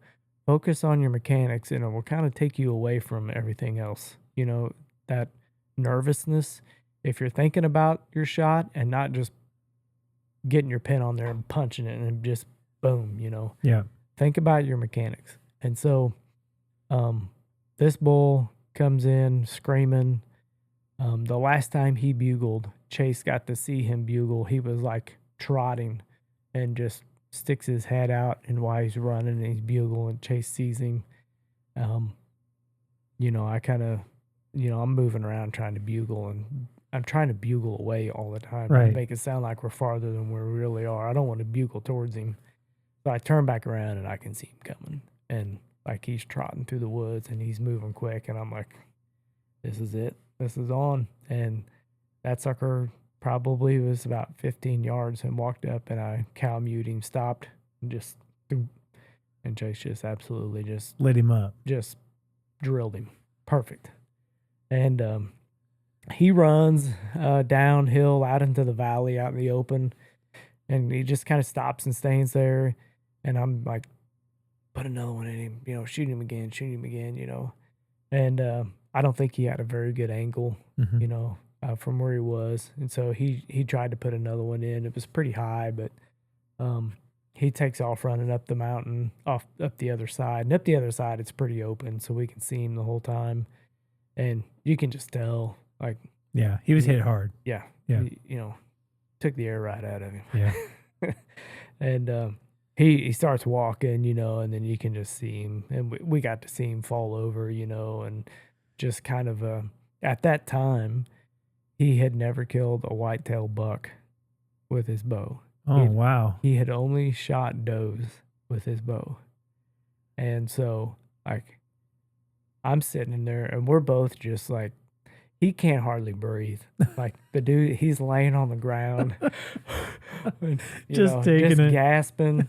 And he's like, oh my gosh. And I think I said that to him. I was like, dude, you just killed a giant bull. And his is bigger than mine. Like, he killed a really, really good one. That's awesome. I'm like, you just killed a giant bull elk with your bow before you killed a whitetail buck with your bow. And we grew up in Missouri. Yeah. Yeah. So, and old dad's just beaming, buttons popping off your chest. Man, it was just like, here I am thinking, in this moment, like, I've done this 2 years in a row now. Yeah. And I've literally hunted less than a week, or right around a week, and we've killed 2 bulls. Yeah. Just, I don't know, just felt blessed, to take that in with my son. And, words can't describe kind of where you're at right there. Absolutely. And that's what I wanted to, again, this is where I guess I get so inspired by it. I've talked about it's not really my thing, but that doesn't mean I can't appreciate what you've done, what you were a part of, and the experiences. These don't just happen, right? Yeah. You got to go get this. You got to go work for that stuff. And it's one thing to be out in God's creation. It's one thing to see something beautiful. It's a whole nother deal to interact with it the way that you have, and to be, quote unquote, successll. Yeah. I feel extremely blessed, in a lot of the things that I've done, as far as going out and hunting, fishing, and just not staying here in Missouri and going and doing things, and just, just extremely blessed for sure. Yeah. So then it was a little easier with 4 guys to take meat back to the truck at this point, right? So not so laborious, but still very, very challenging, just because of the distance and the atmosphere, terrain. We had to camp in a different spot too, and it was logistically was the right move. It was awesome. So we were able to, once we could get a hold of Tommy and Cabeney, which we could see them, but we're like with binoculars, and we know where they're at. And it just took us, like, we have GPS things to contact each other with, but they don't work like a cell phone where I send you a message and you get it in 5 seconds, Yeah. GPS might take 5 minutes, 10 minutes, whatever. Yeah. And if Tommy doesn't turn his on like he did, then it's rendered useless. It's a paperweight he's carrying around. So we're trying to wave at whistle, we're on 2 different mountain peaks, but finally get them down there, and we worked this thing up, and we all, you can do this in one trip with 4 guys. Yeah, everybody's carrying a quarter. And we carry it to camp, and camp is on the way to the truck, and he shot this thing like 7:30 in the morning. So we get to camp, pack camp up, we go straight to the truck, and we're at the truck before dark. And so we're able to kind of relax, and we put our tents up, at the truck, and got up the next morning and took minimal, just a day's worth of supplies, and we walked back and got him and packed him back out. But just so much easier. this time around, like I said, the food thing was so important to us this time, and being able to tell them guys like, hey, you've got to have this stuff, you've got to eat this and that, and I felt like 100 times better than I did the year before. When we got back to the truck, I was fine. Like I felt like I was tired, but I wasn't exhausted, like I was going to throw up, anything like that. Because you were ready, right? The preparation Yeah. that year was just so much better. Yeah. Yeah. There's a guy that I read on. He basically talked about how there's a direct relationship between your level of physical fitness and the amount of fun you want to have. The better you are, the more fit you are, the more fun you'll have. Oh, absolutely. No doubt. Yep. Okay, so this year, you just got back from your third year in a row going out there. And I'm not going to say that you weren't successful, but I am going to say that I know you didn't come back with meat. And I will also share, because I haven't heard any of these stories. That was another reason I wanted to have you over, so that I could hear it for the first time with everybody else. Yeah. So give her heck. Yeah. Same plan, this year it was Chase and I and my buddy Tommy that went with us, last year. And then he has a twin brother, from South Carolina, and, he went with us. So, three of us know what we're getting into. One of us, we just got to tell him, and like, hey, this is going to suck. Yeah. There's going to be some physical moments that are not going to be fun for you. So, we did the same thing Sunday, Tuesday, Thursday. We're walking. Like I said, this year I really upped the ante. I had 75 pounds in my pack. As soon as I felt like I could handle 75 pounds the whole time, and with my mask, and this year you had to draw, so we didn't know how that was going to work. So Tommy and I both drew. So we trying to have odds in our favor that we were going to have a tag. We didn't know for sure. I felt like it was a pretty good chance we were going to have tags. And so we both drew. And so we both had tags. We found out. So we kept them both. And and just like, hey, we're going to go for two. So Tommy he's the one that asked me to go on this mule deer hunt. And I shot the mule deer. Tommy has taken me to Texas hog hunting. And I shot this mega sized hog while we were down there. Just huge. So Tommy's taken me to do some stuff, and we've had some good adventures together. Yeah. And so there was a part of me that was like, I want to take Tommy hunting. Yeah. I felt like I owed that to Tommy. Yeah. And so I told, when I was like, hey, I want you to draw. Yeah. So this is your year. Yeah. We both drew. We both got a tag. And after we both got them, I'm like, all right, you're shooting. Okay. You're shooting first. And that's what I'm trying to do. I want to try to get Tommy an elk. And so that was the plan. I was ready. I had my stuff. I'm preparing like. He's ready. Or yeah. So you run it back. Yep. And so same thing. We get out there. This was by far the hardest that it has been out there for us, for sure. What was different this year versus year in the past? We've been out there for, the first 2 years, and it has rained on me one time. And it rained on Matt and I overnight. I'd say for like 4 hours. And a pretty good rain. I wouldn't say like thunderstorm, but just a nice, solid, good rain. And that's it. This time, we got rained on. I know we got rained on for the first 5 days. And it was not just once and it was done. It would be multiple times through the day. And they weren't just rainstorms. It was like thunderstorms, lightning, hail. I mean, we saw rain, snow, sleet, and hail this time. All of it through this whole trip. And so that was like the one thing we're dealing with the whole time. Like, it felt like every time we would get on an animal or, find one that we wanted to go after and we get set up, just storm, here she comes. And, sometimes you're not in the position to see it coming, in the mountains. It just comes over the mountain and it's just boom, it's on you. Yeah.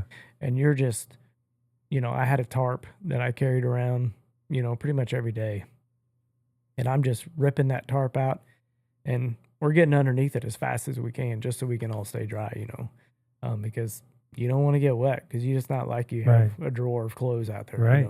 Right. And so this is just, it's constantly like one right after another. I remember, I think it was day 3. And this is how it had been. We got on this bull and we found him bedded. The weather's just perfect, it seems like. We have a great wind. We get set up on him. We saw him bedded, so we're close. And we start calling. He's not really answering me too much, but once it ends up happening is we get all these cows up. And they start mewing back at me. Well, when they start mewing and moving around, he gets up. He's like, well, what's going on up here, girls? And so he's coming up. And so I started adding in some bugles, some light ones to just kind of make him think there's a bull up there, kind of moving around with him. And Tommy and Chase said, they had him close enough one time they could see him raking on stuff and they could see bushes moving. And they could hear him in there breathing, just making all this noise. Yeah. And I'm back behind them, raking on stuff, calling, trying to, entice him to come up for a fight, or whatever. And about that time, it just starts raining on us. And, like, we're in the middle of a calling sequence. Like, this bull is close to getting shot. They can't see him because it's kind of thick where he's coming from. But it starts raining, and the next thing you know, it's hailing on us. And, when that weather changes out there, so does the wind. So, thermals were coming up. Now they're going down. Elk are coming across. They could be getting in our way. So I'm like running in there. I'm like, we got to go. Yeah. I'm like, get out of here. So we're grabbing all our stuff, running out of there, getting underneath the tarp. We had, raincoats on. Yeah. I didn't have any rain pants or anything with me, but so we're under the tarp. We sit through this storm. Wind's going down, so it kind of clears off. I'm like, hey, let's go around down to the bottom. We'll come up underneath them, And, we tried that, come up underneath that thing. And as soon as I called like 2 or 3 times, and this calf comes running over the hill to us, and he's like 5 yards from Tommy, just staring him down. We're all just standing there looking, I wasn't expecting that to happen that fast, And it turns around and walks off. And we look to our left up the hill, and that bull's standing at 70 yards, just burning us down. Like he's just staring down. Seeing right, looking right through your soul. Yeah, and it's like... Are you busted at that point? Oh, we're busted at that point. Like, that's over. Okay. He didn't see Tommy. Tommy didn't ever see him. And, he moves off, and we kind of like get out of there and just, we kept seeing all these elk in the same area, So that's just kind of like one of the examples of what we were dealing with as far as just like the weather. Yeah. And, it might have been I think it was the next day, we're back up in this same area where all these animals were, and it's so bad that day. I think we got hailed on 3 times that day, and we had a little tent set up this time. It's like a weather tent, and then we had my tarp too over one end, and we would just go in there and lay in there, and we'd wait for that one storm to leave, and then we'd get out, walk around, and stay close to it, and just kind of look from a distance, around, because we had a pretty good vantage point right there, and just try to see if we could see elk moving around. But when that weather's rolling through like that, they're not doing anything either, you know. And so, it's more of the same. Like, there was another big, probably the biggest bull I've ever seen out there, just an absolute giant. We get on him, and the worst storm we had the whole time rolls in right when we're getting set up for me to start calling. Yeah. Storm comes over the mountain. I'm like calling Tommy off. I'm like, we got to go. Yeah. This is bad. And it, I think, hailed on us for a solid 15 minutes that day. So much that it looked like snow was on the ground. Yeah. And all we're doing is huddling underneath a stinking tarp at this point, you know, because we're just running. Yeah. And this is when you like, I mean, I'm just sitting here getting nervous thinking like, you paid for this. Yeah. You like, this was a choice for you to go out and sit in this rain and weather and snow and hail and the weather pattern was this does not sound like fun. No. So that day that it hailed on us for like 10, 15 minutes straight, this one storm, I was at a breaking point. Yeah. So, like I said, I didn't have rain pants on. We're halfway up this mountain, you know, and so we got to get to the bottom. Wind changed. At the time, I was thinking, let's just go to the bottom, and we'll try to call from the bottom. By the time I get to the bottom, I'm wet from, you know, my crotch down. Yeah, soaked. Just drenched. Yeah. It's running inside my boots. Yeah. I think my boots are leaking at this point. Like I'm just soaking wet. It's cold now because the storms come through. Yeah. Weather changed. And all I can think when I get to the bottom, like, I don't even want to be here. Like this, I was just, it was miserable. Yeah. We walked straight back to camp, and we still had 2 hours to hunt. And we're all wet. And I'm thinking to myself, because I got wet feet, how am I going to survive, you know, for the next, we had planned to be there for 9 days. Yeah. And I'm like, how am I going to make it for another 5 days? Yeah. And so we get back to camp, and I had some dry thermals in my sleeping bag, and everything on top was dry. So I was able to wear, you know, my hoodie or whatever. I put the thermals on, take my pants off. I had my Crocs with me. Mm-hmm. So you can get kind of dried out. Yep, change your clothes, change your attitude. Yeah, I had a pair of socks there too. Yeah. And take all that off, get my dry stuff on. And Tommy looks at me, he's like, hey, let's build a fire. And I'm like, yeah, with what? If you not noticed, it's been raining all day, every day since we've been here. So everything's soaking wet, man.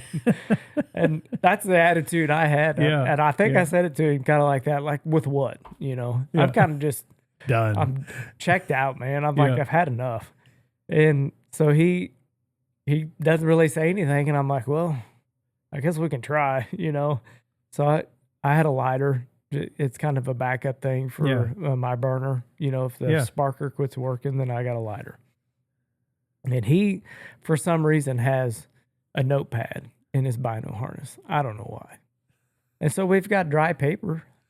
And so right there by camp, a tree had fell out into the field, and it was all its limbs were up off the ground. So it was getting sun already.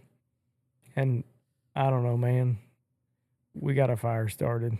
I don't know how.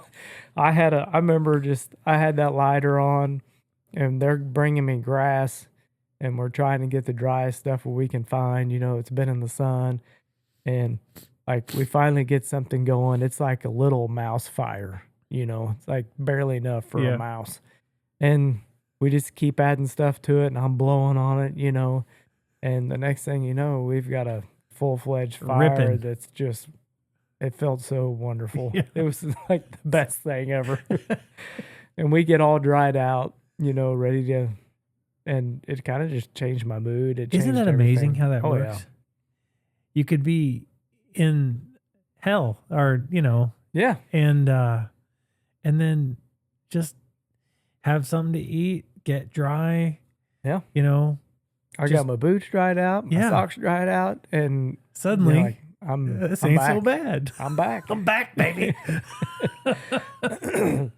So, you know, I got so many things I can tell about this trip. Just to kind of maybe start trying to wrap it up a little. The next day, we got on a bull. This is after the rain day. well, it rained this day too. So this is the day we're kind of had the tent set up and we're just in and out of it the whole time and just kind of staying in one spot. Well, the last couple hours of the day, it got really nice and elk started coming out moving. There was bulls bugling off in the distance, and we're like just looking around like, hey, we're gonna have a something to go after in the morning, trying to make a plan. Mm-hmm. And I started noticing this one bull off in the distance. He was just bugling a lot, and he was by himself. So I'm just kind of watching him, and he's kind of meandering this way, and so he would bugle, and then I would bugle, and I kind of told you like they don't like that. Yeah. And it wasn't like I was cutting him off. It was just like I'm throwing out this bugle. It's like, yeah, I'm over here too, buddy. And he is slowly starting to walk our way. And dude, I'm talking this dude, you can't see him hardly with the naked eye. With binos, you can see him. You can tell he's a bull. But he's 1,000+ yards away, probably like 1,500. And, I kind of was looking around and then I noticed he was considerably closer down and he was lower on the mountain and he bugled. So I bugled at him.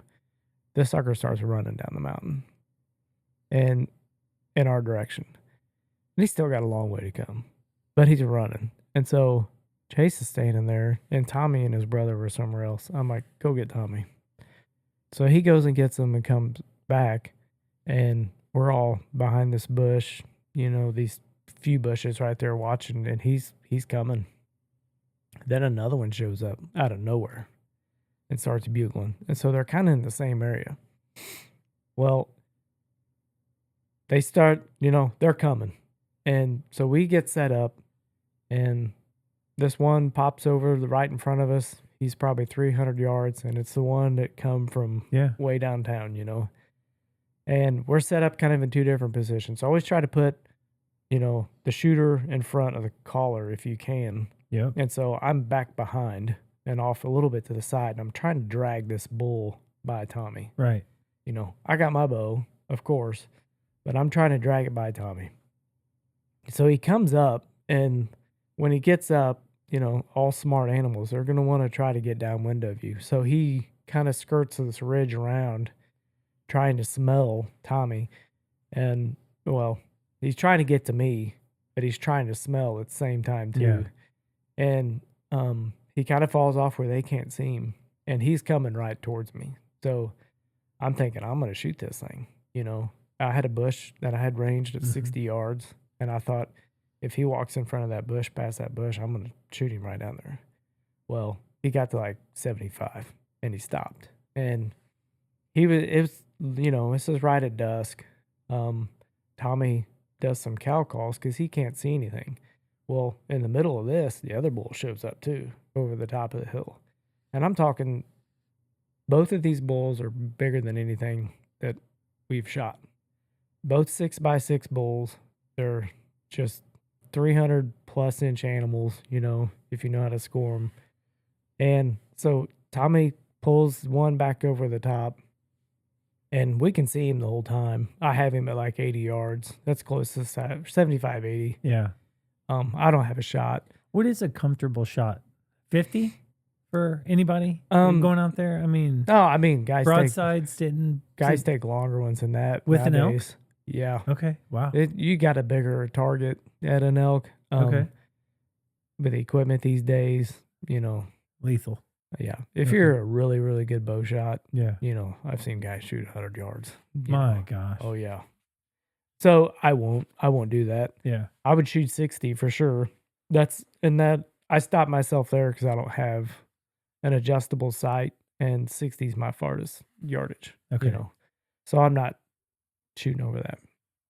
So Tommy has a dial. He can dial up, So he gets this bull at 68 yards, and he shoots him at 68. And he hits him, but he hits him really, really low. Okay. We're talking, and I've looked at a lot of stuff since then, like diagrams. It doesn't even look like, that he got into anything. Brisket. Yeah, you're just on the bottom hitting, and the sign and everything that we saw after that, it never reflected a fatal hit, you know. Mhm. And I know it sounds terrible, just trying to be authentic here, you know, Sure. but that's part of hunting, you know. Absolutely. You know, a lion doesn't kill everything that he might get a hold of, you know, Yeah. and it leaves injured, you know, it's just part of it. And, you know, but I feel like that that bull probably he didn't have anything fatal, Yeah. you know, when he left, and we never saw the side of it, you know, Right. not enough to track. And it's not like we didn't try. So we came back the next day, you know, because this happened right at dark, and even looked until like 1 o'clock. Just still, we're not seeing the sign, and this thing ends up going on private property. Um, and it's I don't want to say too much, but it's not. It's a business, you know, and it's a big business, Yeah. and it's like, who do you even call, you know, to get permission to go on this place, you know? Um, so, you know, and we had went 750 yards with this thing, Yeah. and it just didn't seem like Yeah. you're just not Yeah. seeing, you know what a fatal shot is when I you've hunted, do. you I know. do. So, you know, unfortunately, we had to give up, you know, the pursuit of that animal. Um, and I don't, you know, like I don't think that thing died, Yeah. you know, from what happened to it. Yeah. But that's just that's part of hunting, you know. Um, and we went on Well, for the and next. the thing is, and that's the limited experience I have, you can be 100% ready, and that makes, I mean, that's one of the things that makes archery hunting so much more difficult anyway. Yeah. I mean, with the rifle in your hand, and you're talking 500 yards, 700 yard shot, people will make that shot Hmm. well Oh with a yeah. rifle Yeah. all the time. Hmm. And you know, you can shoot 60 yards through the woods and you hit one little stick. You're in One, trouble. yeah, you're in trouble, and a bullet will go right through that. Yeah. So it's, Yeah. it just is a whole nother level of Yeah. competition and whatever. Yep. So even, you know, after that, we had to go back to the truck for food because we didn't want to pack in a bunch of food this time because I went for 2 years and I ended up packing more out than I use, you Yep. know. So we spent a day going back and getting some stuff. You know, I'll probably never do that again. I'm probably just gonna go in for a certain amount of time, and then when I'm done, I'm done. Yeah. Because that day we walked like 18 miles. Yeah. That was the day we looked for his bull. So it was like till 1 o'clock. We walked back to the truck after that, got supplies, and come back to camp, you Yeah. know. And we were able to get, I think, back right around dark, you know. We weren't walking in the dark too long, Hmm. but because we had looked for that elk and walked to the truck and come back, you know, I think my phone said 18.3 miles. And it's just, you know, That's a lot of miles. I don't care how good a shape you're in. Yep. You hurt, man. Your feet Yeah. hurt. I was going to say, that's not about shape at that point. That's just No, about your you're just joints on your feet and all day, you knees and know? ankles. And, you know, it was rough. That took a lot out of us, I Yeah. think, physically. When and hunting after that was a lot of the same. There was pressure from other hunters in there. So the elk were getting farther and farther back away from everything, Yeah. which is typical. I haven't had to experience too much because I'm, so, you know, my first 2 years have been just awesome. But weather was the same pattern. Like we're just constantly. I think out of all the days we were there, we had one day where it didn't rain on us or do something, Yeah. you That's, know. And you know, always just trying to stay dry after yeah. that, like especially when we got wet that one time. Yeah. And elk were starting to be harder to find. Hmm. We ended up finding one late. It was the last night we were gonna hunt. Um, and Chase and I got on him, and it was just the two of us. And he's recording, you know, with a camera, and I had that bull just. They were gonna walk right in front of us. I had the cow at 48 yards. He's following her, and it's low light, you know, because it's getting the last 5 minutes of shooting or whatever. And she pegs us somehow, and I don't get it. Like she just burned me down, and what I think was me. And she starts doing this alert call, you know. Hmm. Well, when he comes out from behind the tree, and he was following her, like he's going to be at 40, 45 yards. Yeah. Um, when he kind of does this little loop around and comes out, he's at 62, and I'm I'm comfortable there, but it's such low light, and I could see him. But my 47-year-old eyes aren't the same Yep. that they were when Yep. they were 27, Yep. and all I can think was pulling back, looking through my peep and my pins, They and I'm like, glow. Yeah. I'm not comfortable. I Yeah. can't, and I didn't know this was going to be my last night either. Mm-hmm. So I elected not to even pull my bow back. Yeah. Let him walk. It was probably similar to sizable that I shot my first time. Yeah. And when they're walking off, like I'm just like, what happened? And I kind of turn around and I look at Chase because he's behind me, and his face is just glowing. And the reflection from that camera screen on his face is what I think she saw. Oh. I mean, he must have looked like a ghost sitting there or something, because she was just pegged us out of nowhere. Like, I couldn't believe that she saw us over there. And I told him, I was like, turn that screen down, and he tried to turn it down, but his face was just bright as can be. And I never even would have thought I of would have something like never that. thought of it Yeah. either. We're new to the camera Yeah. thing, Yeah. and this is a new camera that we've got. And so when you're deer hunting, you're up in 20 Yeah. foot up. So Yeah. a lot of time it's probably not an issue, but we're ground level with this thing. So I really think that's what happened, and she saw that, but Yeah. still cool, fun experience, Yeah. So not a failure. No, we had a lot of opportunities, Yeah, man. yeah. A lot of adversity on this hunt. Agreed. And a lot of fun and a Yep, lot of so we haven't even talked about the fellowship around camp, the campfire, Oh, yeah. the time eating and prepping and driving out and driving home, and Yeah. I mean, you're making memories that'll last a lifetime. Yeah. There's more stories to tell on this hunt, Yeah. good and bad, than the other two combined. Yeah. Yeah. And I still have two that are just going to blow your mind. Yeah. I'll try to do it quick, man.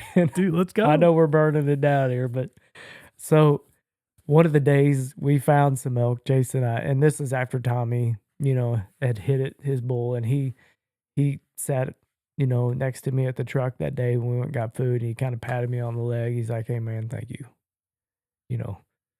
You brought me out here, you gave me a chance." And he's like, "Thanks." He's like, "I'm, notching my tag. Yeah. This is, you're up." And I'm like, and that had already kind of been decided, Yeah. but it's just kind of a cool moment, Yeah. for him, like appreciate what's going on, Sure. Sure.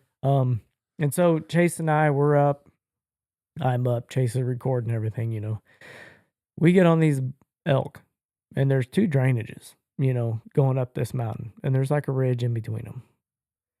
And so Chase and I go up and around, and we're going to try and position ourselves where we can make a move on all these elk in the evening when they come out, And so we're in a good spot. We've set up. We're just kind of over there just eating snacks. Tommy and his brother, they can see us from the ridge where we came from. And I have my GPS so we can text back and forth. And he's kind of messaging me, And so he tells me, he's like, the elk are up and moving, and we can hear them. And so this area we're in, it's like really tall, brushy stuff, like 10, 12 foot tall. It's not real close together. You can walk around in it, Yeah. but you can't see more than like 15, 20 yards. Mm-hmm. It's just kind of a gauge of what I'm dealing with. Just condition, So I can hear these elk moving around every once in a while. And so we know they're kind of moving around. They're not bugling or anything, not hearing any of those. So we're just kind of hanging tight. We still got a couple hours, before dark. And so the next thing, my GPS goes off. He's like, "Hey man, we see a mountain lion." I'm like, "Sweet. Like, I wish I was up there with you all right now, because I've never seen a mountain lion before in the wild." I don't know that I'd want to see one in the wild. Well, he said, by the time you see it, it's too late. what he says, it's a couple of drainages away. So then I'm like, well, this sucker's way off. Yeah. So a little bit of time goes by. We're just kind of chilling. He's like, "Hey, the mountain lion is in the drainage next to you." Well, he didn't specify which one at the time, like which direction. So I'm like, where's this thing coming from? Like, I don't know where it's at. And mind you, we can't see very far. And so I don't know how long that message has taken to took get to to get me. here, yeah, You because know, you. it's like, I'm sorry, I'm a little nervous. I'm not gonna lie. Yeah. I'm getting a little nervous. And so the next one I get is he's walking right at you. Cougar is walking right at you. That's my next message. And I'm like, now I'm nervous. Like I'm more Yeah. than nervous, man. I'm thinking, okay. You're now being hunted. So I'm thinking protection. My son's here, like, and it's probably about 6:30 at this point, you know. And then so the elk are still out there. The next message I get, cougar is in between you and the elk. So I already know the elk are 100 yards, and he's telling me the cougar's in between us. And so at this point, like Chase has got the camera down on the ground. We're standing back to back. I got my gun out, you know, because I always take a pistol with Yeah, me. sure. And I'm just standing there thinking, like, we're gonna see a cougar any moment now. And I, you know, well, I'm Yeah. not. I'm I'm defending I'm myself. scared. You know. Yeah. You know. I'm not gonna lie. I'm Yeah. scared. So I look at Chase and I'm like, I don't want to be on this mountain when it gets dark. We got to get out of here. So I I give him my bow and we get our packs on, we get everything put up, and I'm like, we're going off down the mountain that way behind us, away from the elk, because the cougar's over there Yeah. towards the elk. And so just to kind of be clear, this cougar's stalking the elk, Yeah. you know, but I don't want to be caught in the middle of all this. Oh gosh, no. No. So Chase and I are barreling off the other side, and I got my gun out, and I'm trying to watch our backs as we're going down this mountain off the other side. You can't just run down these things, man. No. No, there's stuff you're climbing over, you know. So it's not like we're sprinting. You got to be careful so you don't snap a leg or whatever. So we get off the bottom into the valley. Feel like we're in a good, safe place. I put my gun away, you know. We actually start calling a little bit because I felt like we got far enough away, you know, maybe we can find an elk or whatever. But we go back to camp, you know, and on the way back to camp, we actually could hear a bull bugling around camp. And so we get to camp and we're like trying to be quiet because there's one like 300-400 yards from camp bugling, you know. Oh my gosh. And so we're like whispering and nobody's like red lights on our Yeah. headlamps, you know, little as possible, all go to bed.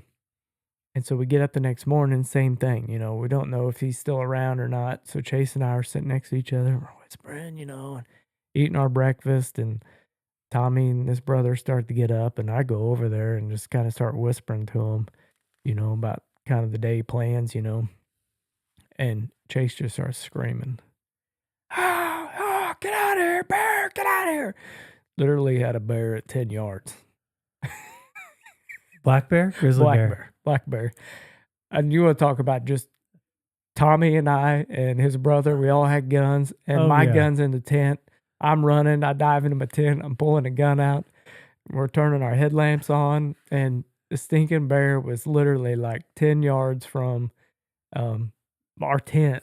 And what he had done is he was coming up downwind. He could smell us cooking. Oh yeah. You know, that's exactly what he said. and like this thing's not really scared of us. You No. know? Luckily it wasn't like a big bear. It Yeah. seemed like a juvenile male is what it was. It was Yeah. by itself.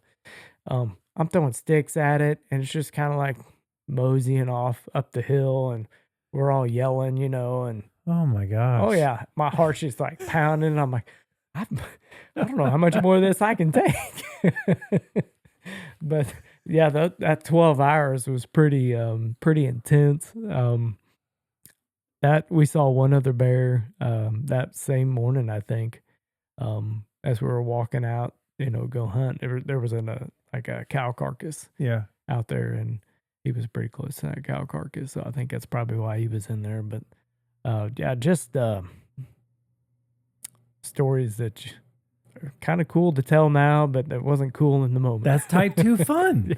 I'm telling you, man, it's no fun when you're doing it, but it's so much fun to talk about when you're done. Yeah. Oh, that's awesome. Yeah. Well, I mean, thank you for sharing all this stuff. Before we go, can you tell us a little bit about Three Arrows Outdoors? I just, what inspired the name? What made you guys want to start filming and then shooting your stuff online? I mean, that I think is the just really neat and peculiar thing that you guys are doing that most people haven't done. So the boys, they've always wanted to start a YouTube channel. Mm-hmm. You know how kids are. Young kids are watching YouTube. Oh yeah. Everybody wants to be a social influencer. And I'm always like, whatever. So they talked me into it. We put a lot of thought into the name, but so Three Arrows Outdoors, I have 3 boys, Chase, Brody, and Dane. Kind of based it off the premise of Psalms 127:4, like arrows in the hands of a warrior, so are the children of one youth. So, it's my job as a father to prep my kids, for life. Yeah. You've done the arrow study that we did at the church, Yep. and you're kind of like loading your kids up in a bow for launch, Yep. And so it just kind kids are you're firing arrows into the future that you'll never see. Yeah. Yeah. And it's so that's kind of what the premise is of the idea around our name, Three Arrows Outdoors. So being a father, I love being a father. Raising the kids is very important to me, and that they're good, not only a good citizen, but good godly men that can be productive in society, So that's kind of the whole idea around that. We just want to record our adventures, things we're doing. We've recorded some hiking stuff too. It's not just been hunting, and just, we like to be outdoors and do things, and so we just kind of want to share those experiences with everybody. Yeah. How has filming changed the way that you hunt, and the way that you kind of approach those moments? Yeah. When you're pulling the trigger, or, if you not pulled the trigger because you didn't have a good angle, or things of that nature, right? I mean, it's a completely different experience. And then you're trying to like get the kids' first experience, and you're adding another layer of complexity to an already difficult for sure deal. So we're still learning on the video thing, man. We're not the best at it. Just disclaimer, when you go watch our videos, we're getting better. If you look at Chase's elk hunt, that's the first thing we published, to watching Brody's. Last year he shot a deer with a muzzle loader. If you just watch the progression just to get to there, you can see a lot of change. I don't think I'll ever call my boys off an animal because they don't. You can't get it. I don't have it on camera. Yeah. Yeah. If dad doesn't get it on camera, shame on dad. That's priorities. Yeah. I don't want to take them away from, those moments. Yeah. So, that, we would have to be extremely like big time for that to ever happen, right. Which is very, the chances of that are extremely low. Yeah. So, the jokes I make are, dozens of people are listening or watching. Yeah. So, I'm still trying to learn. Every time I go out, I feel like I'm learning something about the camera. Yeah. And having a new camera now that's actually does 4K, it's a decent camera, there's so much to learn, lenses, what does all these settings mean? Do I want to be an auto or not? Right. Or manual seems to be better, just trying to learn. Well, and carrying that stuff around when it's raining for 5 days and you're trying to keep batteries charged, and it's. We were prepared. Yeah.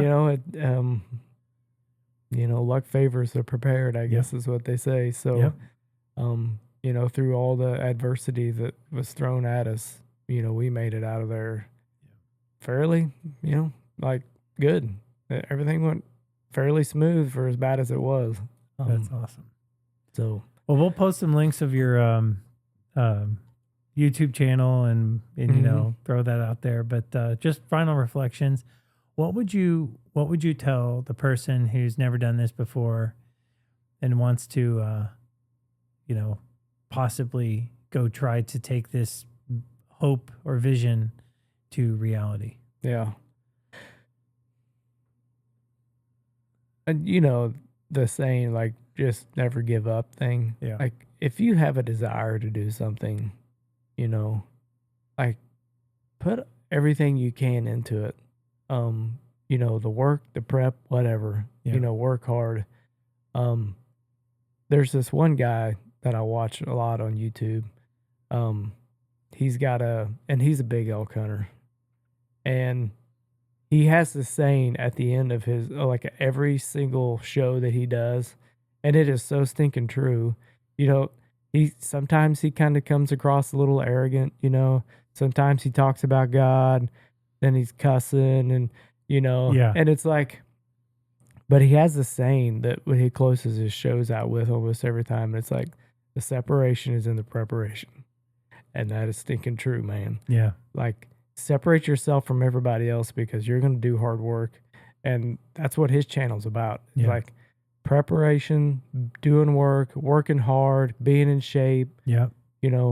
Just if you want to do it, like, I can do it, so can you. Yeah. Like, get out there and just get after it, man. That's Just awesome. Get after it. That's awesome.